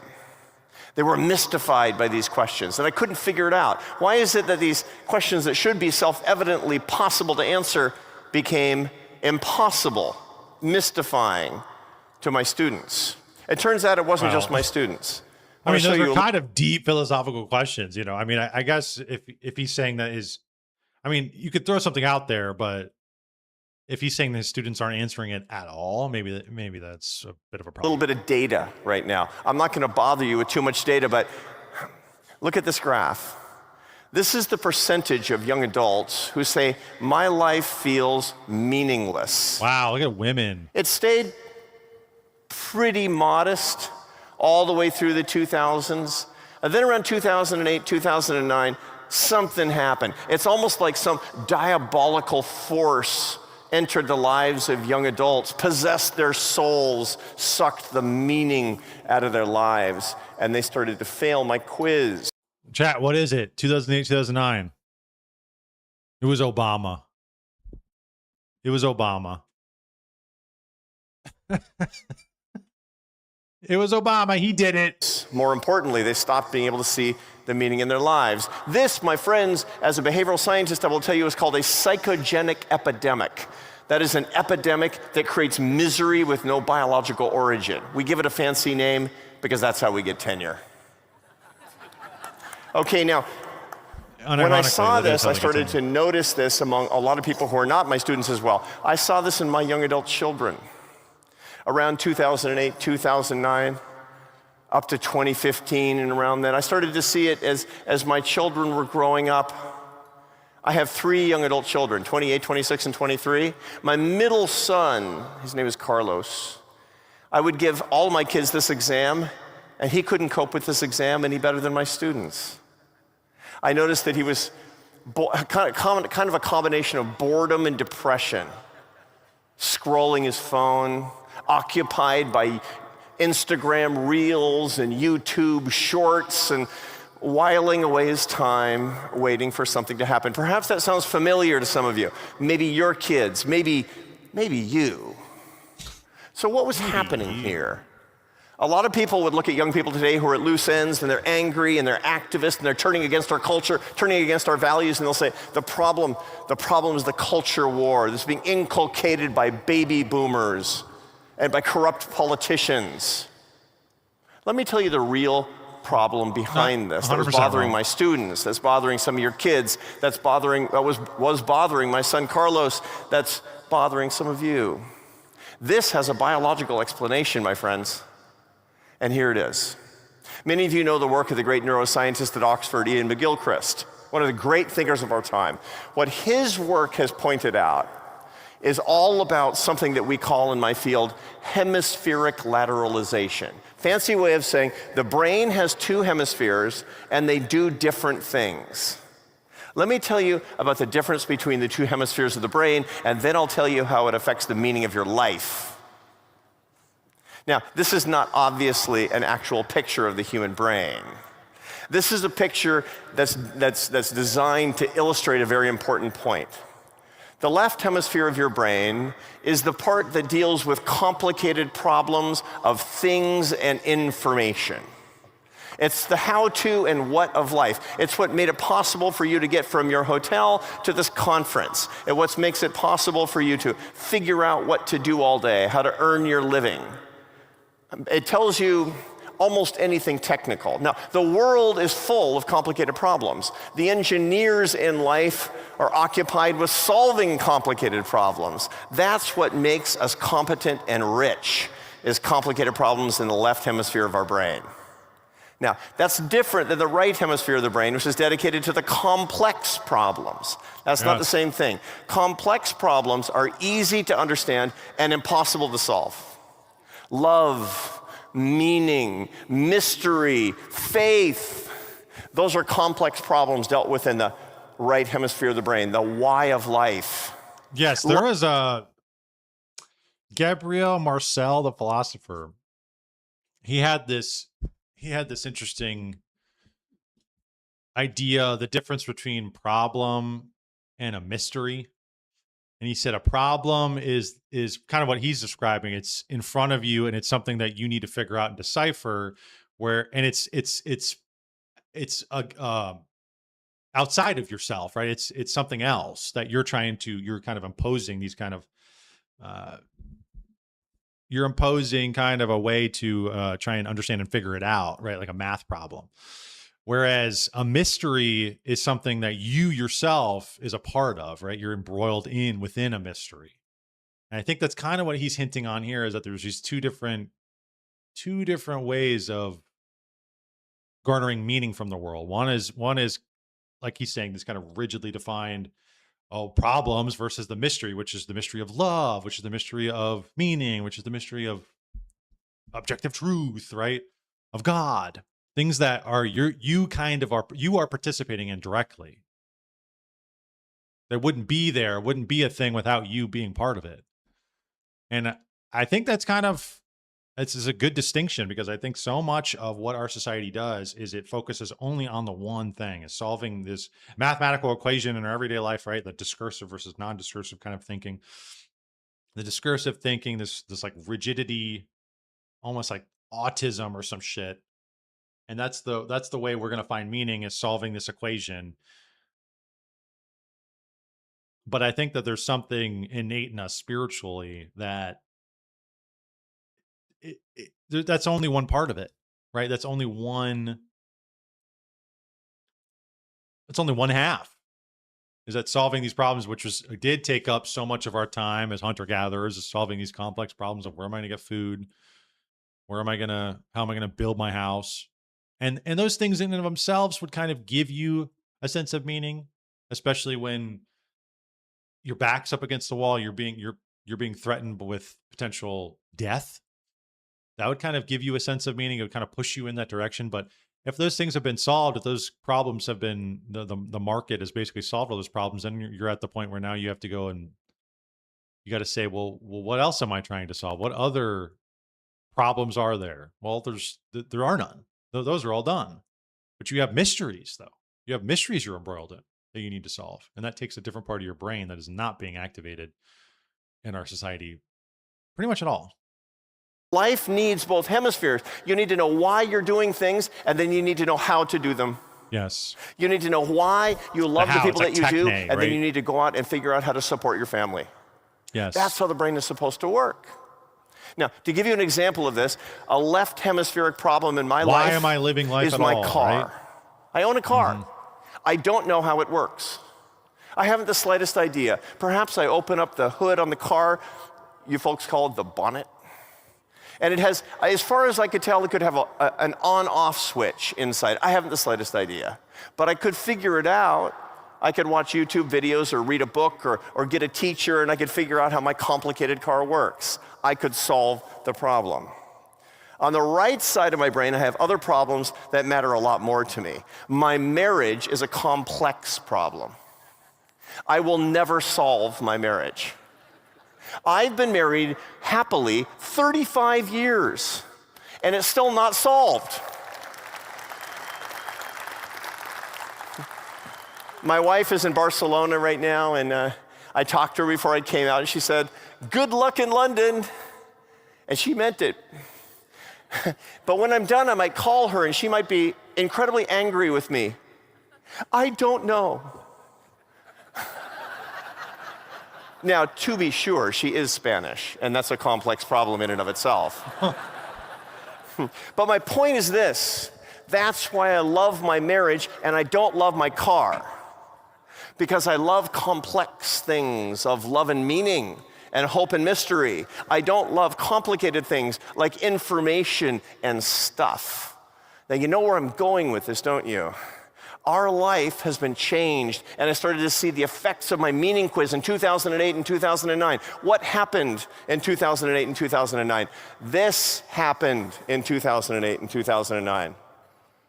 When you look at your phone, which the average American does 205 times a day, you push your activity to the left hemisphere of your brain, away from mystery and meaning, and to information and things. We are living a left hemispheric existence, but we crave right hemispheric meaning, and it's ruining our lives. Now, most of us here, we're a little old. Not all of you. I see a few young folks here. But anybody my age, I remember the before times. My kids don't. My son Carlos didn't. He grew up with a small screen. So what's the result of that? What's the result of that if you grow up in it? The answer is this: you crave the right hemispheric experiences of love and meaning in your life, but all you get a left hemispheric simulation of that. Yes, yep. That old movie, The Matrix, you remember that? Let me sadden you right now. That movie is 27 years old. The plot of that movie was science fiction, that an artificial intelligence subjugated humanity, used human energy, and kept people in a pleasant simulation so that they would be still and pliant. My friends, we're in the Matrix. Our kids are in the simulation. We're in the simulation, a left hemispheric simulation of a right hemisphere life. I ask my students, how did you spend your day? I woke up, my phone is my alarm clock. I scrolled my phone over breakfast. I went to work on Zoom. I dated on the apps. I saw my friends on social media. I watched YouTube shorts, and I went to bed. That is not a real life. Now, what's the problem with that? You know what you want in life. You have lots of things, good, but what you want is in real life love. What you want is deep faith in the transcendent, in the divine, in God. And that's absent in the 205 checks in the left hemisphere of your brain being pushed by your devices to the information and things of life. And what that does is that creates a formula for life. If you want to know the problem that young people have today, it's that they have a mistaken, a counterfeit formula for a good life. Yeah. Here it is. The left hemisphere life, formula for happiness. Love things. Use people. Worship yourself. That's life online, my friends. And that Dude, is this is so good. This is great. I knew this guy was going to cook with some shit. This is absolutely what's happening now. Everything is just so formulaic and already kind of just, it's already like predetermined. There is no mystery. There is nothing complex to solve. People don't even, I mean, religion and the transcendent has been absent from American culture, Western culture for at least 70 years, if not longer. And those are the things that gave us the reason to even go through with the formula to begin with. But if you're saying the formula itself is the reason why you're doing the formula, is where you're going through the motions, that doesn't last very long. People start to think outside of it and go, why am I doing this at all? You got to know the why. You got to give me the justification. I was thinking about that with my job too, with working. I want to like flesh this idea out more with work. And the way that the corporate lifestyle, the corporate world, why it to me is, because I'm not averse to work, right? I'm not adverse to work. I work with this channel. I work in my relationships. I work at church, going to church, my faith. I work around the house. I work on myself. I try to work on myself. I'm not adverse to work, and I would work if I had a plot of land or something, right? I would work on that. But that's unattainable here where I live. Maybe someday. But this concept, this kind of the sterile corporate kind of disconnected world, there's something just extremely anti-human about it. And it's like, I think because the end goal ultimately of why I am going to my job is to acquire something that is inhuman at the end of it, right? Money is not, it's has nothing really to do with humans. Now, the underlying potential that money gives you, that is an aspect of humanity in our will. But the more we create and slice away at individuals' lives to make it to where their will cannot be exercised, they have no potential unless they have this thing, this middleman. That to me is red alarms going off. There's something that's not good. And so it kind of feels as though, in some sense, when I go to work, when I'm at this office, and there's things I enjoy about work. I'm not saying I really actually do enjoy the people I work with. I enjoy the work I do. I enjoy my customers too. But there is something about it to where I cannot put as much of my heart into it as some people maybe want me to. Because I think that even the people you looked at in history who worked at these jobs, these 9-to-5s, they had these other things going on they had a family. They had a house. They had stuff outside of that they would apply this currency, this money that I've acquired to. So it wasn't like the money in and of itself wasn't the end. It's actually at something else. It's actually at something that's human.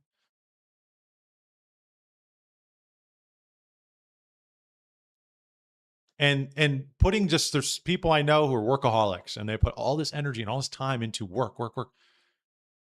that they actually sacrifice other things in their lives, right? They sacrifice their relationships with their family. They sacrifice that, you know, they're not religious. They don't care about faith. Work is their number one goal. Getting this paycheck is their number one goal, chasing the dollar. And it's like, that to me is a problem, because it's kind of like what he's saying is that, what am I chasing the dollar for? Chasing the dollar to chase the dollar to chase the dollar to... No, the dollar needs to be used on something else, something that I think propels and kind of lifts up my humanity.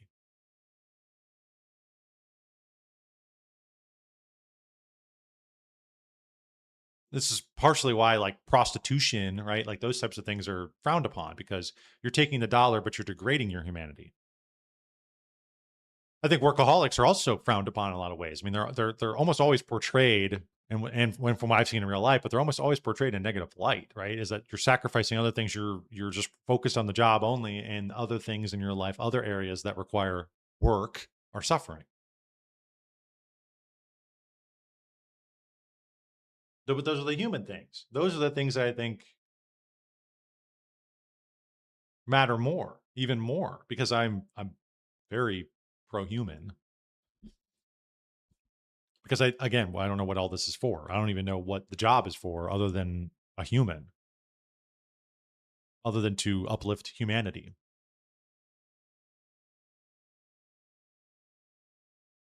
But like, when that becomes the goal in and of itself, that's when it loses me. And I think it's losing a lot of people. And that's why people quiet quit. That's why, and I'm not a quiet quitter. Okay. I'm not quiet quitting at my job. I do my job very well. But some people just want me to go above and beyond and work all the time, and I just don't know, dude. I have to draw a line here, because I have human stuff I need to get to. So I don't know. There's something there. I would like to flesh that out more, but I think that this is a big problem with people, is that they get too invested in inhuman things. They get too invested in things. Consumerism, slop, their technology, the things on the screen, the information. And they're focused on problems, but not a mystery, not participating in a mystery, which is the mystery of life. That's important. Our participation in this. Utterly bereft of meaning. When you take meaning out of people's lives, what do? They cry out. They want something more. They can't stand it. They're unhappy. And so they'll turn to anything offered to them as a source of meaning, whether it's healthy or not. I live on a college campus. I teach students all day long. You know what it's been like on college campuses. You regret the activism every bit as much as I do. This is what it looks like. That, my friends, is a search for meaning. Yep. We can denigrate young people as much as we want. We can denounce them for their ridiculous activism and outlandish views. But all we're doing is blaming the victim. Now, I get it. I don't like it. It's misguided. It's problematic. But we need to attack the root of the problem, and not just the symptoms that we see in modern activism and anger today.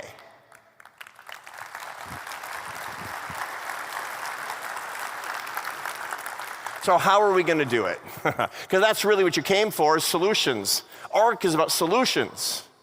So let me tell you what we need to do in 3 steps, based on the science of how to get back into the right side of your brain and how we can bring that to other people. Number 1, rage against the machine. To kind of misquote good old Dylan Thomas. How do we do that? Well, personally, we need to do this ourselves. You need to do this. I promise you. Every one of you are addicted to your devices. It's almost impossible that you're not unless you're a Carthusian monk. So what do? Well, the data are clear. The science is settled. First hour of the day, meal times, last hour of the day, neurocognitive programming in real life. Science is very clear that you don't have to throw your phone in the ocean. You just need a new relationship with it. Yes. I've said this too. You need to be able to walk away from it. You need to be able to approach it and utilize it and walk away from it. Because I don't feel the same way when I'm on the computer and I go do other things that I do when I have my phone on hand 24/7, filling up every empty space in my mind. That's a very different feeling to me. Goes beyond that. ARC is all about changing society. So what can we do for policies on this? Well, something. We need something with young people today. Let me start with this. Here's a controversial proposal. No devices in any school from kindergarten through PhD.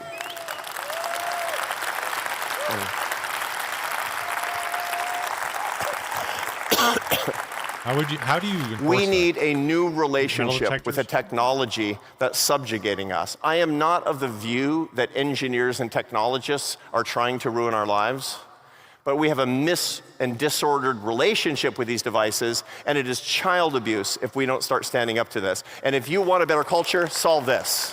I think really a lot of this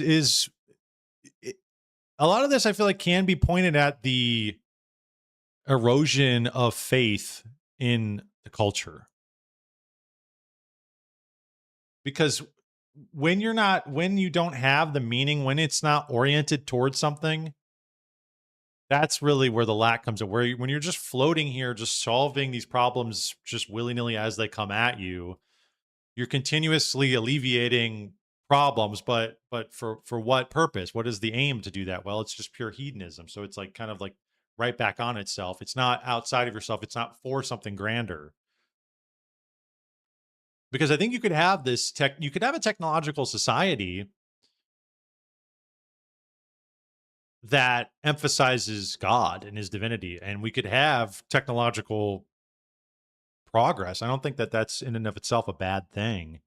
But it's like, what are you aiming towards? What are we doing it for? Just to alleviate pain? Well, I mean, there's easier ways to do that.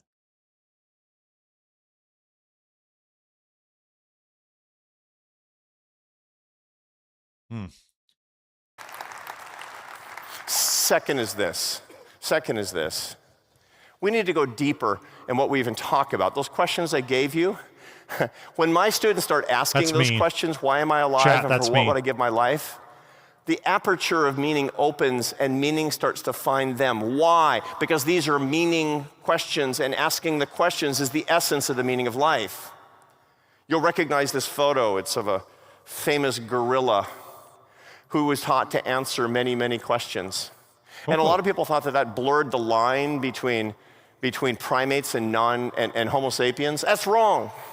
You know the essence of humanity? It's not answering questions. It's not information. It's asking questions. What makes you human is asking questions. That's the difference. When you ask a question that you can't Google, that's a right hemispheric experience. And again, that's what you did in college when you didn't have a smartphone after a party at 11:30 at night on a Saturday and your pretentious conversations with your friends. You were understanding the meaning of your life, which is exactly what people aren't doing today. When I introduce this to my students, their life changes.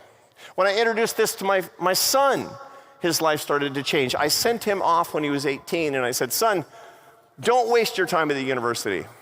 Mostly I was saying, don't waste my money at the university. Okay. I said, go find the answers to these questions. And so he did. Without his phone, he worked on a farm for a year and a half, a wheat farm in Grangeville, Idaho, 16 hours a day, $11 an hour. And then my son made the ultimate power meaning move. He joined the US Marine Corps. My son, yeah. And he did a dangerous job. He was a scout sniper. That's an elite unit of the US Marine Corps. Scary job for me, I have to tell you. Not for him, he's a knucklehead. But scary for me. He would disappear for weeks at a time, and I would say, where were you? He'd say, I can't tell you. Not for him, he's a knucklehead. But but scary for me. He would disappear for weeks at a time, and I would say, "Where were you?" He'd say, "I can't tell you, but it was hot," which might mean London for all I know. But when he came out at 23 years old after his service, he was a man with answers to his questions. By the way, you will know them by their fruits. You know how somebody has meaning? This is how they live. At 23, he was married with a son. That is a transgressive act. Now he's 26 and has 2 sons. And his lovely wife and him, they say that they want to have 6. Huh, yeah. But more importantly, my son has answers to his questions. Let me tell you what they are. Carlos, why are you alive? Because God made me to serve others. Carlos, for what would you give your life? He said, easy question. I signed a contract with a government for that one. I would give my life for my family and for my friends and for the Christian faith, for my fellow Marines, and for the United States of America and our allies.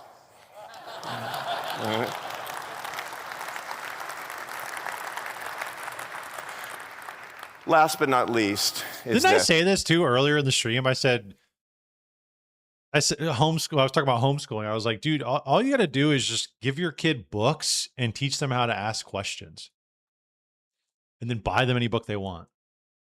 And I guarantee that guy, if he was homeschooled and that's the route he took, he'll be smarter than the average person, 100%. Yes, I gave you the counterfeit formula that the world is telling our young people. That counterfeit formula is love things, use people, and worship yourself. Here's the right formula. See, here's the thing. The dark forces in the world, they'll make counterfeit things look real because they're so close to the truth. Here's the right force, where you give your heart away. Use things with abundance and gratitude. Use things, understand markets, use energy, use it with gratitude. That's good, but don't love it. Love is designated in real life for people. The people in front of you, the people around you, the people under your roof, everybody through the way that you earned your daily bread. And last but not least, reserve your worship for what deserves worship, and that's God alone. These are our values. This is what we stand for.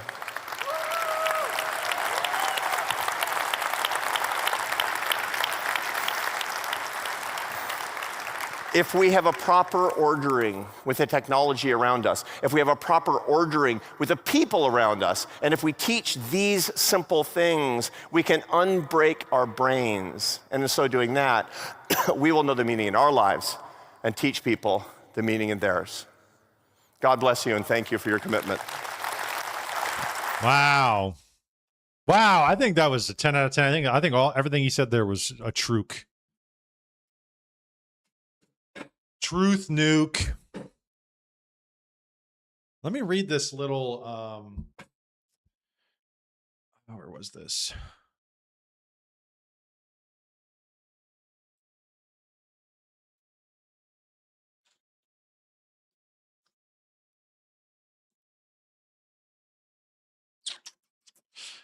I'm going to find this little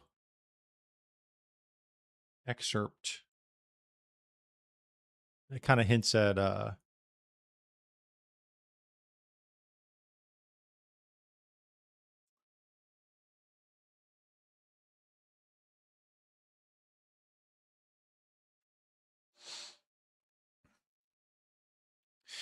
this is kind of what he was talking about, is the difference between problem and mystery. And this is Gabriel Marcel.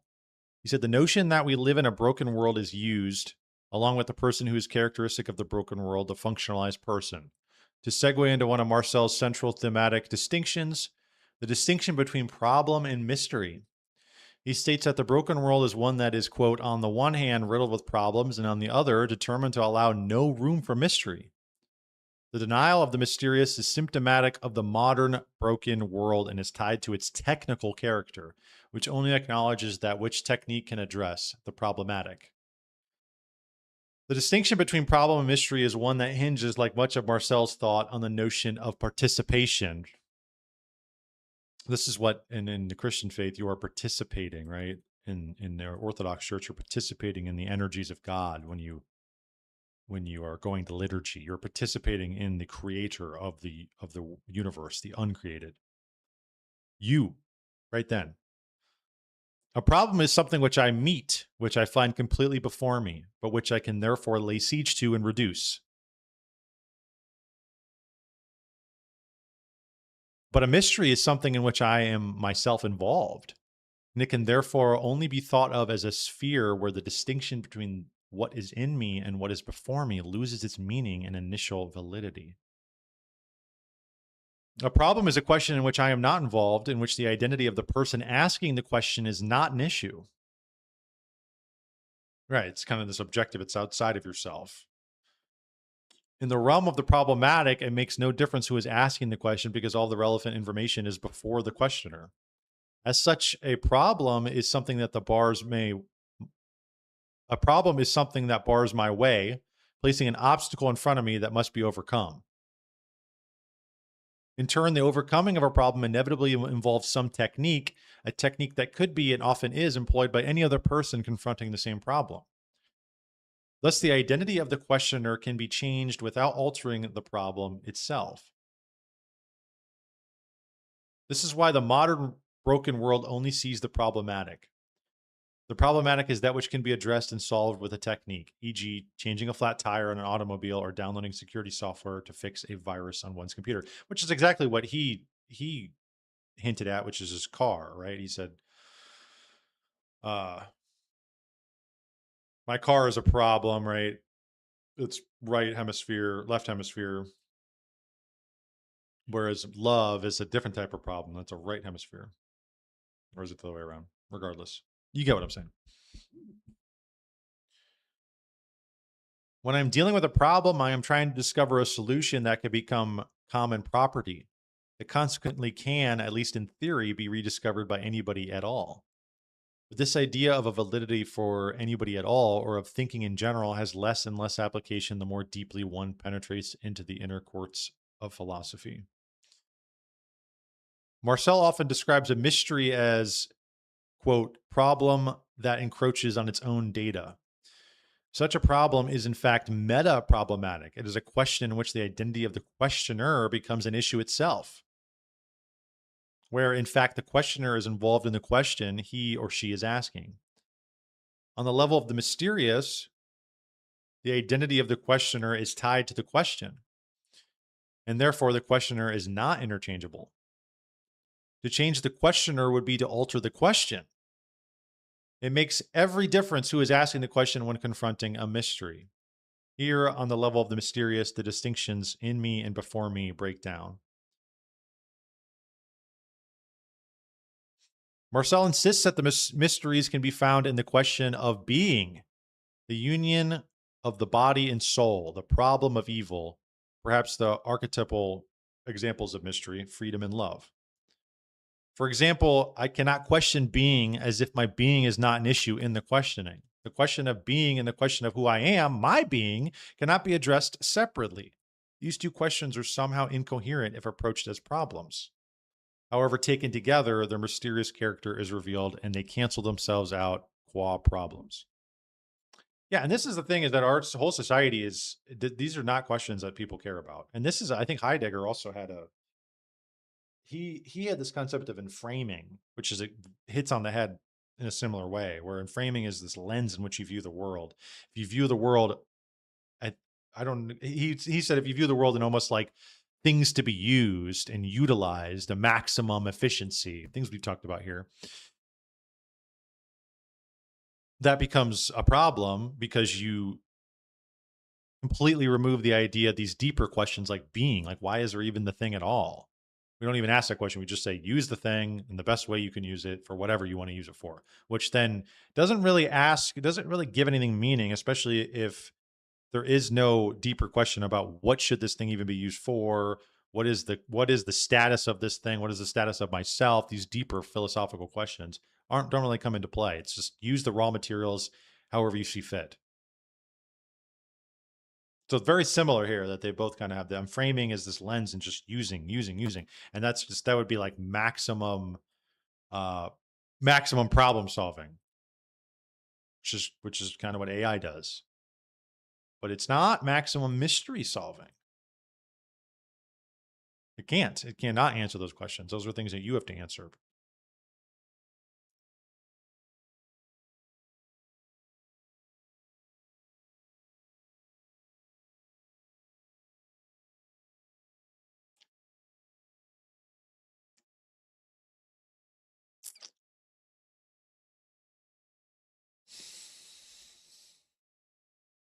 Unlike problems, mysteries are not solved with techniques and therefore cannot be answered the same way by different persons. One technique, one solution will not apply in the different cases presented by different persons. Indeed, it is questionable if mysteries are open to solutions at all. Nevertheless, it would be incorrect to call the mysterious a gap in our knowledge in the same way that a problem is. The mysterious is not the unknowable. The unknowable is only the limiting case of the problematic.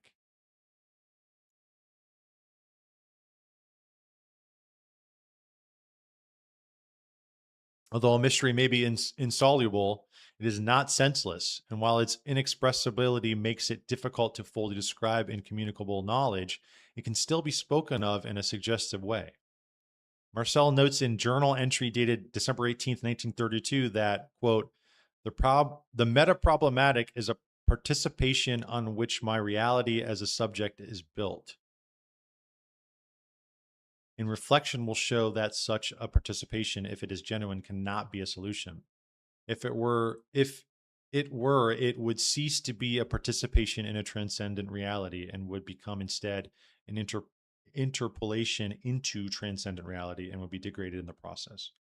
All right, that was kind of like a word salad. Not a word salad, but it was kind of complicated to dissect.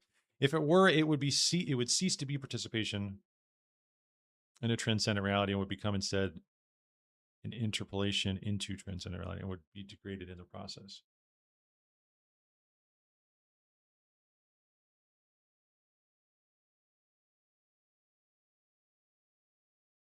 I guess is it saying it because the problem is before you and solvable.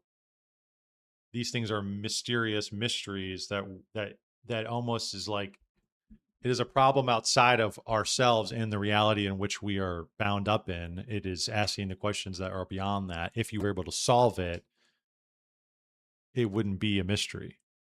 If you were able to solve it in the same way that you solve problems in the real world.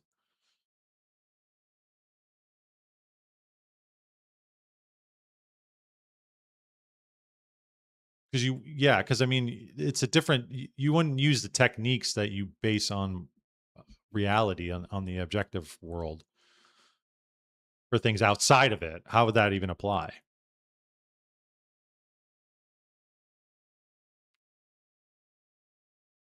I don't know. Referring back to the idea of a broken world, the technical and the problematic are questions that are addressed with only part of a person. The full person is not engaged in the technical because a person's self, her identity, is not at issue. At the root of having in problems and techniques, there lies a certain specialization of specification of the self. And this is connected with the partial alienation of the self. Problems are addressed impersonally in a detached manner, while mysteries demand participation, involvement. Although some problems can be reflected on in such a way that they become mysterious, all mysteries can be reflected on in such a way that the mysterious is degraded and becomes merely problematic. Oh, that's interesting. So some problems can become mysterious, but all mysteries can be reflected in a way that makes them problematic when they're degraded. Yeah, I think that like when people like that's kind of what he was talking about with like this formulaic life that people live. Get up, look at my phone, eat chicken nuggies, talk to people on the computer, doom scroll, go back to bed. Like that type of shit, that's like a degraded mystery of life. That is a devalued life, a warped sense of your existence. And also thinking about if that is what all there is, I think is a warped sense of your existence as well. My whole life is to consume. I must consume more.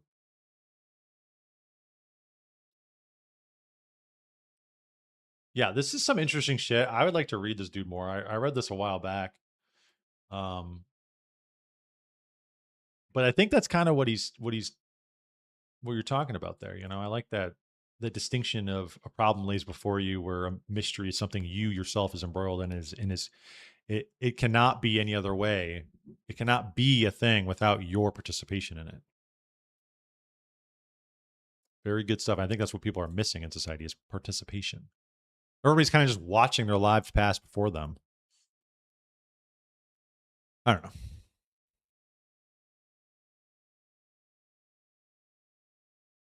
Because that's what social media is. I mean, you're just watching everybody else's lives. You're not participating in your own life.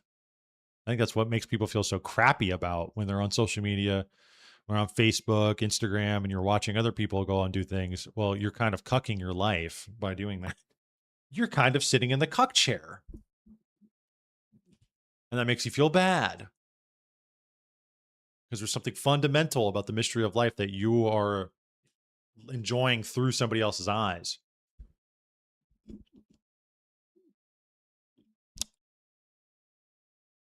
Anyways, Burger King foot lettuce. Yo, what a crazy turn. We go from Burger King, only here, folks, Burger King foot lettuce to Gabriel Marcel's distinction between problem and mystery.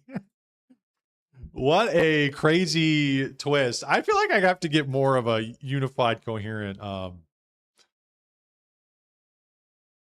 like set of topics, I guess. Maybe not. I don't know. This is kind of like some of these the way this channel in the topics of the this is like reflective of me though.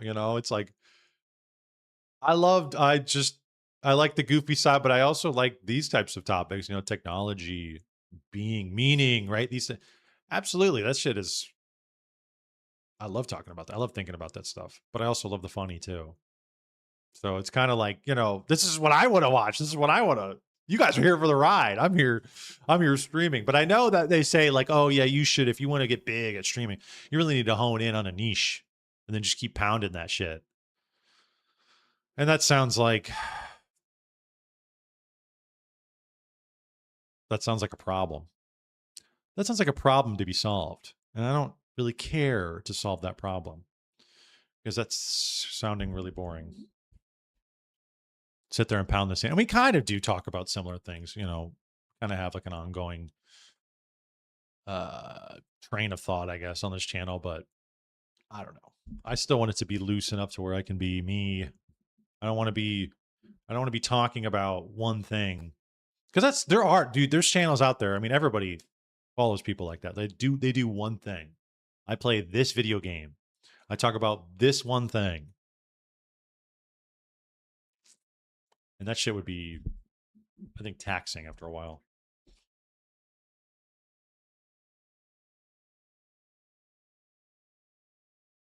I do like the technology element. I love talking about that. I love thinking about that. So I guess that would be that and like the conspiracy world, the schizo shit. That would be probably like my biggest niches that I delve into, I guess. I don't know, but I'd like to go deeper on that. I like to read more this type of work, this type of understanding of who we are and how we live. Anyways, okay, I think we're going to call it there, boys and girls. We are going to close up the calls. Appreciate those who called in. All right, that's going to be it for me tonight, boys and girls. I will be back next Friday. It was a good stream. It was a wonderful stream. I had fun. We'll do the calls. We'll keep trying with the calls. We'll keep running with this for now. It's just an interesting experiment, trying something new, and who knows if I want to, maybe I'll switch to Discord at some point. Maybe if that's if that's easier or more people are about it or whatever, we can do that. But I feel like the phone call thing is like everybody has a phone, right? You could just call in. Any random Yahoo can call in. That's kind of what I was hoping for too, is that if I put it on the thumbnail, some random asshole just scrolling by would call and we get some kooky people. That would be fun. So maybe we'll see. Maybe that we'll just keep putting it up there. Maybe we'll have that. We'll get some more callers next week. But that's going to be it for me. Clips will be up during the week. I will be back next Friday at 7 p.m. Until then, everybody have a lovely